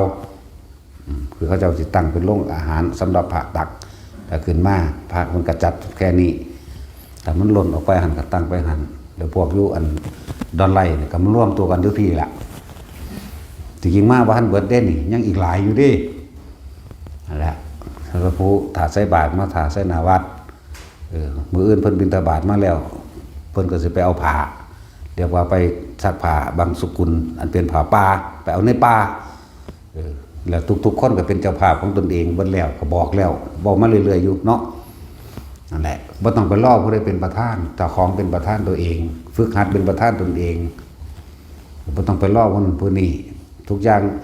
ขึ้นอยู่กับตัวเฮาสิมาเกิดมาทุกข์มายากกับตัวเฮาเฮ็ดไว้ตัวศาสตร์นี้เฮาสิบ่เกิดกับตัวเฮาเองเฮ็ดเอาเองบ่แม่นเพิ่นเฮ็ดให้เพิ่นได้แต่แนะแม้การฝึกทรงซ่านหยังก็เหมือนกันเพิ่นแนะให้ซื่อๆพวกเจ้าเฮ็ดเอาเองสิสวรรค์หรือนรกก็พวกเจ้าเฮ็ดเอาเองสินึงแม้กระทั่งนิพพานก็พวกเจ้าเฮ็ดเอาเองเพิ่นบ่ได้เฮ็ดให้เพิ่นได้แต่แนะแต่แนะนี่นะถ้าหลวงพ่อนี่สอน3 นาทีบ่ได้ด่า ถ้าได้ไล่หนีเรียกว่าเป็นเลยแหละไปหนีโลดเด้ถ้าบ่ได้โอ้ยประสาทเลยโลดเด้บาดนี้ ถึงสั่นไปเลยเด้นี่แหละของมันง่ายคักแล้วเนาะง่ายบ่สั่นพวกที่เฮ็ดเป็นแล้วนี่เนาะบ่เล็กมาหน่อยพวกผีบาน สั่งพญานาคเบิดบักหลาย 9,000 กว่าแม่เนาะอีหยังอีกบ่มังโอ้สารพัดเนี่ยมันเต็มอีหนุ่มอันยางเต็มเฮือนเพิ่นอยู่นั่นน่ะมีตั้งแต่ของสิไปเรียกทรัพย์เนาะมีแต่แนวสิยังให้คนรักคนหลงว่าซั่นแต่ของรักหลงผู้อื่นเล่นจักไปหาของจังซั่นมาแม่นอีหลีเด้เนาะอยากให้คนรักคนหลงให้คนเมตตาเด้ความหมายเพิ่นจะคล้องหั่นไปรักไปหลงคนเองหรือไปหาสิ่งเหล่านั้นมาเสียมันดลบันดาลว่าซ่านสมน้ำหน้าเสียเงินเพิ่มขึ้นจังซั่นแล้วต้องพวกเจ้าต้องฟังเรื่อยๆเด้อจังสิเข้าใจเมื่อเข้าใจแล้วก็เฮ็ดง่ายๆนึงมาฝึกเอาทุกคนไปนิพพานในศาสตร์นี้ได้ทั้งนั้นแหละแล้วก็บ่ต้องไปกังวลที่เคยทำผิดทำอันใดที่เป็นมาก่อนอยู่แล้วนั่นหลายคนก็โอ้ยรักษาศีลบ่ทันได้รักษาศีลได้มันธรรมดามันบ่มีความโลภพุ่นเด้รักษาศีลได้จักว่าล่ะคนเฮาถ้าบ่มีโลภก็บ่ไปปล้นไปขี้ไปฆ่าไปลักไปตัวผู้ใดเด้แม่นบ่ธรรมดาบ่โอ้ยยังยากอยู่นั่นยากก็มึงยากเข้าไปหั่นยากตลอดกาลพุ่นเกิดตายตายเกิดเกิดตายตายเกิดอยู่หั่นเลยมึงยากตลอดโลดวิธีเฮาฝึกให้ไปเฮ็ดเอาอยู่ในบ้านในเฮือนเจ้าของมึงก็ได้เห็นบ่ล่ะแต่ก็เป็นวิธีที่ง่ายคนที่ป่วยอยู่แล้วก็ทุเลาเบาบางคนที่บ่ป่วยเลยและอานิสงส์แห่งการทรงสร้างเจริญชาตินี่ปกป้องเจ้าของเองเด้จากอุบัติเหตุอุบัติภัยต่างๆแม้โรคภัยที่เป็นเองเฮ็ดไปนั่นแหละแต่ของเฮ็ดเองเด้จังสิได้บ่มันถึงได้ไดเห็นบ่ล่ะนั่นแหละยังละมื้ออื่นก็ซักผ้าทำสกุลแล้วก็ไปเอาอาหารก็มานั่งเทศจักหน่อยให้พรได้เงินแล้วไล่หนีได้เฮาก็เลยเนาะเอาอีหลีเด้บ่ให้อยู่นำเด้ จังซั่นเด้แหละคำว่าผ่าเฮาเน้นผ่าส่วนคนที่ทานเงินนั่นน่ะจะทานทีละหลายบาท2 บาทตามที่ตัวเองจะเดือดร้อนเข้าใจบ่ถ้าทานหลายก็อ้างงูถ้าบางที่ก็เดือดร้อนโอ้ยอันนั้นกูว่าท่านมีคิดไปอีกเนาะให้ไล่มนทินให้ไล่ข้างบนถ้ามันโอนเป็นสตางค์ได้ก็โอนมาก ผู้ละ2 สตางค์สิโอนมาโหลดเนาะสำหรับผู้อยู่ทางอื่นทางไกลก็มันก็เข้าใจเยอะดอกที่ฟังเรื่อยๆนะพวกเจ้าอุทิศบุญเนี่ยขอผลทานบุญกุศลกรรมดีที่ข้าพเจ้าก็ทำมาตั้งแต่อดีตตอนต้นจนถึงปัจจุบันณขณะนี้จงถึงแด่ให้อุทิศบุญอย่างเดียวพวกเจ้าจะไปขอจะไปแลกเด้มันบ่ถึงอย่างสิมารัวมากก็สร้างพวกที่ส่งผ่ามาก่อนส่งของมาก็ตามในเมื่อนั้นเขาเจ้าก็สิเป็นตัวแทนตัวกลางอุทิศให้ดอกและทั้งปีเฮาเฮ็ดบ่รู้ล่ะเวรกรรมยังมากก็สร้างล้างมันออกแน่แล้วก็พระที่เฮาสร้างไว้ผู้พิจารณาธรรมเด้อนั่นก็เป็นการเรียกว่าชำระหนี้ธรณีสงฆ์ชำระหนี้สงฆ์นั่นเองทุกคนมีส่วนร่วมเบิดได้ผู้ละองค์เบิดเหมือนกับว่าเฮาอาจจะเอาโดยบ่ได้ตั้งใจหรือตั้งใจเหมือนกับว่าสิ้นปีนี้ชำระล้างออกเบิดในหนี้สงฆ์เข้าใจบ่นี่เป็นแก้วขาวแล้วจากว่าแต่จะเอาขี้ดินดำมาใส่ไม้เท่านั้นเด้แล้วก็เฮ็ดไปอีกงานต่อไปก็สิ15 ค่ำเดือน 7พุ่นเด้อยู่นี่บ่ค่อยมีงานเด้มีแต่นักภาวนาเท่านั้นเด้เน้นหมู่ภิกษุสงฆ์สามเณรเท่านี้เน้นภาวนาเด้บ่ได้เป็นเน้นว่าสิจัดกฐินผ้าป่าคนนั้นคนนี้ดีตัวมันยังเฮ็ดอยู่นี่เฮ็ดแค่นี่มีแค่นี้หนึ่งเด้กับ15 ค่ำเดือน 7อันนั้นเป็นการทำบุญอุทิศแด่มารดาบิดาโดยเฉพาะจากวันนี้15 ค่ำเดือน 7พวกเจ้ากระตาฟังในนั่นเขาประกาศเอามารดาได้7มารดาบิดา7ชั่วโคตรจากว่า7ชั่วโคตร7ศาสตร์บ่แม่นว่าเฮาจะเกิดแต่น้ำพ่อน้ำแม่ผู้เดียวนี่เด้เกิดมาน้ำลายแล้วบางที่ก็ไปเกิดเป็นลูกปลาช่อนน้ำกันในเฉพาะนี้บางที่ก็ไปเกิดเป็นลูกหมาน้ำกันลูกเป็ดลูกไก่ลูกโง่ขี้เข็บแม่งงอดเข้าใจบ่ล่ะจะคิดว่าเจ้าของบ่ได้เกิดเป็นเด้นั่นแหละคนเฮาที่เกิดมาทั้งเบิดอยู่ในนี่ที่บ่เคยเป็นญาติสายโลหิตกันบ่มีจักคนแม่นนิโกอยู่ทั้งลางคนเดียวนี่ก็ตามเป็นคือเก่าพวกเจ้ามันเกิดมาเท่าใดหลายล้านสงไขแล้วให้ชักว่าแต่ว่าเฮาบ่รู้ความโลภบังตาเฮ็ดให้ทำลายตัวเองทำร้ายผู้อื่นก็คือทำร้ายตัวเองเข้าใจบ่ล่ะช่วยเหลือผู้อื่นคือช่วยเหลือตัวเองและการทำตนเป็นที่พึ่งของตนคือการได้ช่วยเหลือบุคคลผู้อื่นคนเฮาสิต่างจากสัตว์เพราะว่าคุณธรรมเด้อนอกนั้นเลวกว่าสัตว์อีกสัตว์ก็มาจากคนก็มาจากสัตว์แต่ว่านี่แล้วได้คิดว่าจะของประเสริฐเรียกว่าล่ะคนที่ประเสริฐได้คือบ่มีความคิดในการทำร้ายเบียดเบียนให้ผู้ใดผู้หนึ่งเสียชีวิตและทรัพย์สินมักช่วยเหลือแบ่งปันบุคคลผู้อื่นโดยไม่หวังสิ่งใดตอบแทนนี่คือคนประเสริฐยิ่งเกินไปกับพูดเลยแล้วโสดาสกิทาคานาคาจนถึงอรหันต์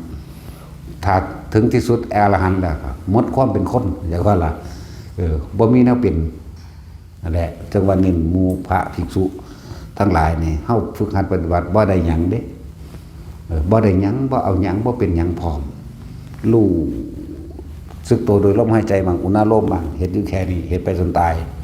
มันสิเป็นหยังบ่เป็นหยังก็สร้างของมันอย่าไปมีความหวังอย่าไปตั้งความหมายเฮ็ดไปโลดเฮ็ดไปจนตายนั่นแหละแล้วก็หลายๆคนพ่อแม่ป่วยหรือญาติป่วยเด้อแนะนำให้เขาเจ้าฟังธรรมนี่เข้าใจบ่ล่ะบางคนดีอยู่ฟังแค่เดือนเดียวนะฟังเดือนเดียวฝึกหัดได้ฟังไปน่ะรู้สึกจับทางจับลมหายใจได้ภายในเดือนเดียวนี่ตายในลมหายใจได้เป็นอนาคามีแล้วสังเกตคนที่ตายแบบนั้นเด้อตายอยู่กับลมหายใจได้1ฟังธรรมพร้อมฟังดำมันจังเป็นบ่ล่ะ2ฝึกหัดปฏิบัติตามเป็นพร้อมได้มั่งไม่ได้มั่งแต่ว่าสิตายจริงๆจิตมันสิร่วมเข้าสู่ลมหายใจอยู่กับลมคนพวกนี้ตายแล้วร่างกายจะบ่แข็งบ่แข็งกายนิ่มเป็นธรรมดาคือคนนอนหลับธรรมดาแล้วสังเกตอย่างหนึ่งพวกน้ำหนองจากว่าบ่ไหลออกจากดังบ่ไหลออกจากปากตาหรือหูบ่ออก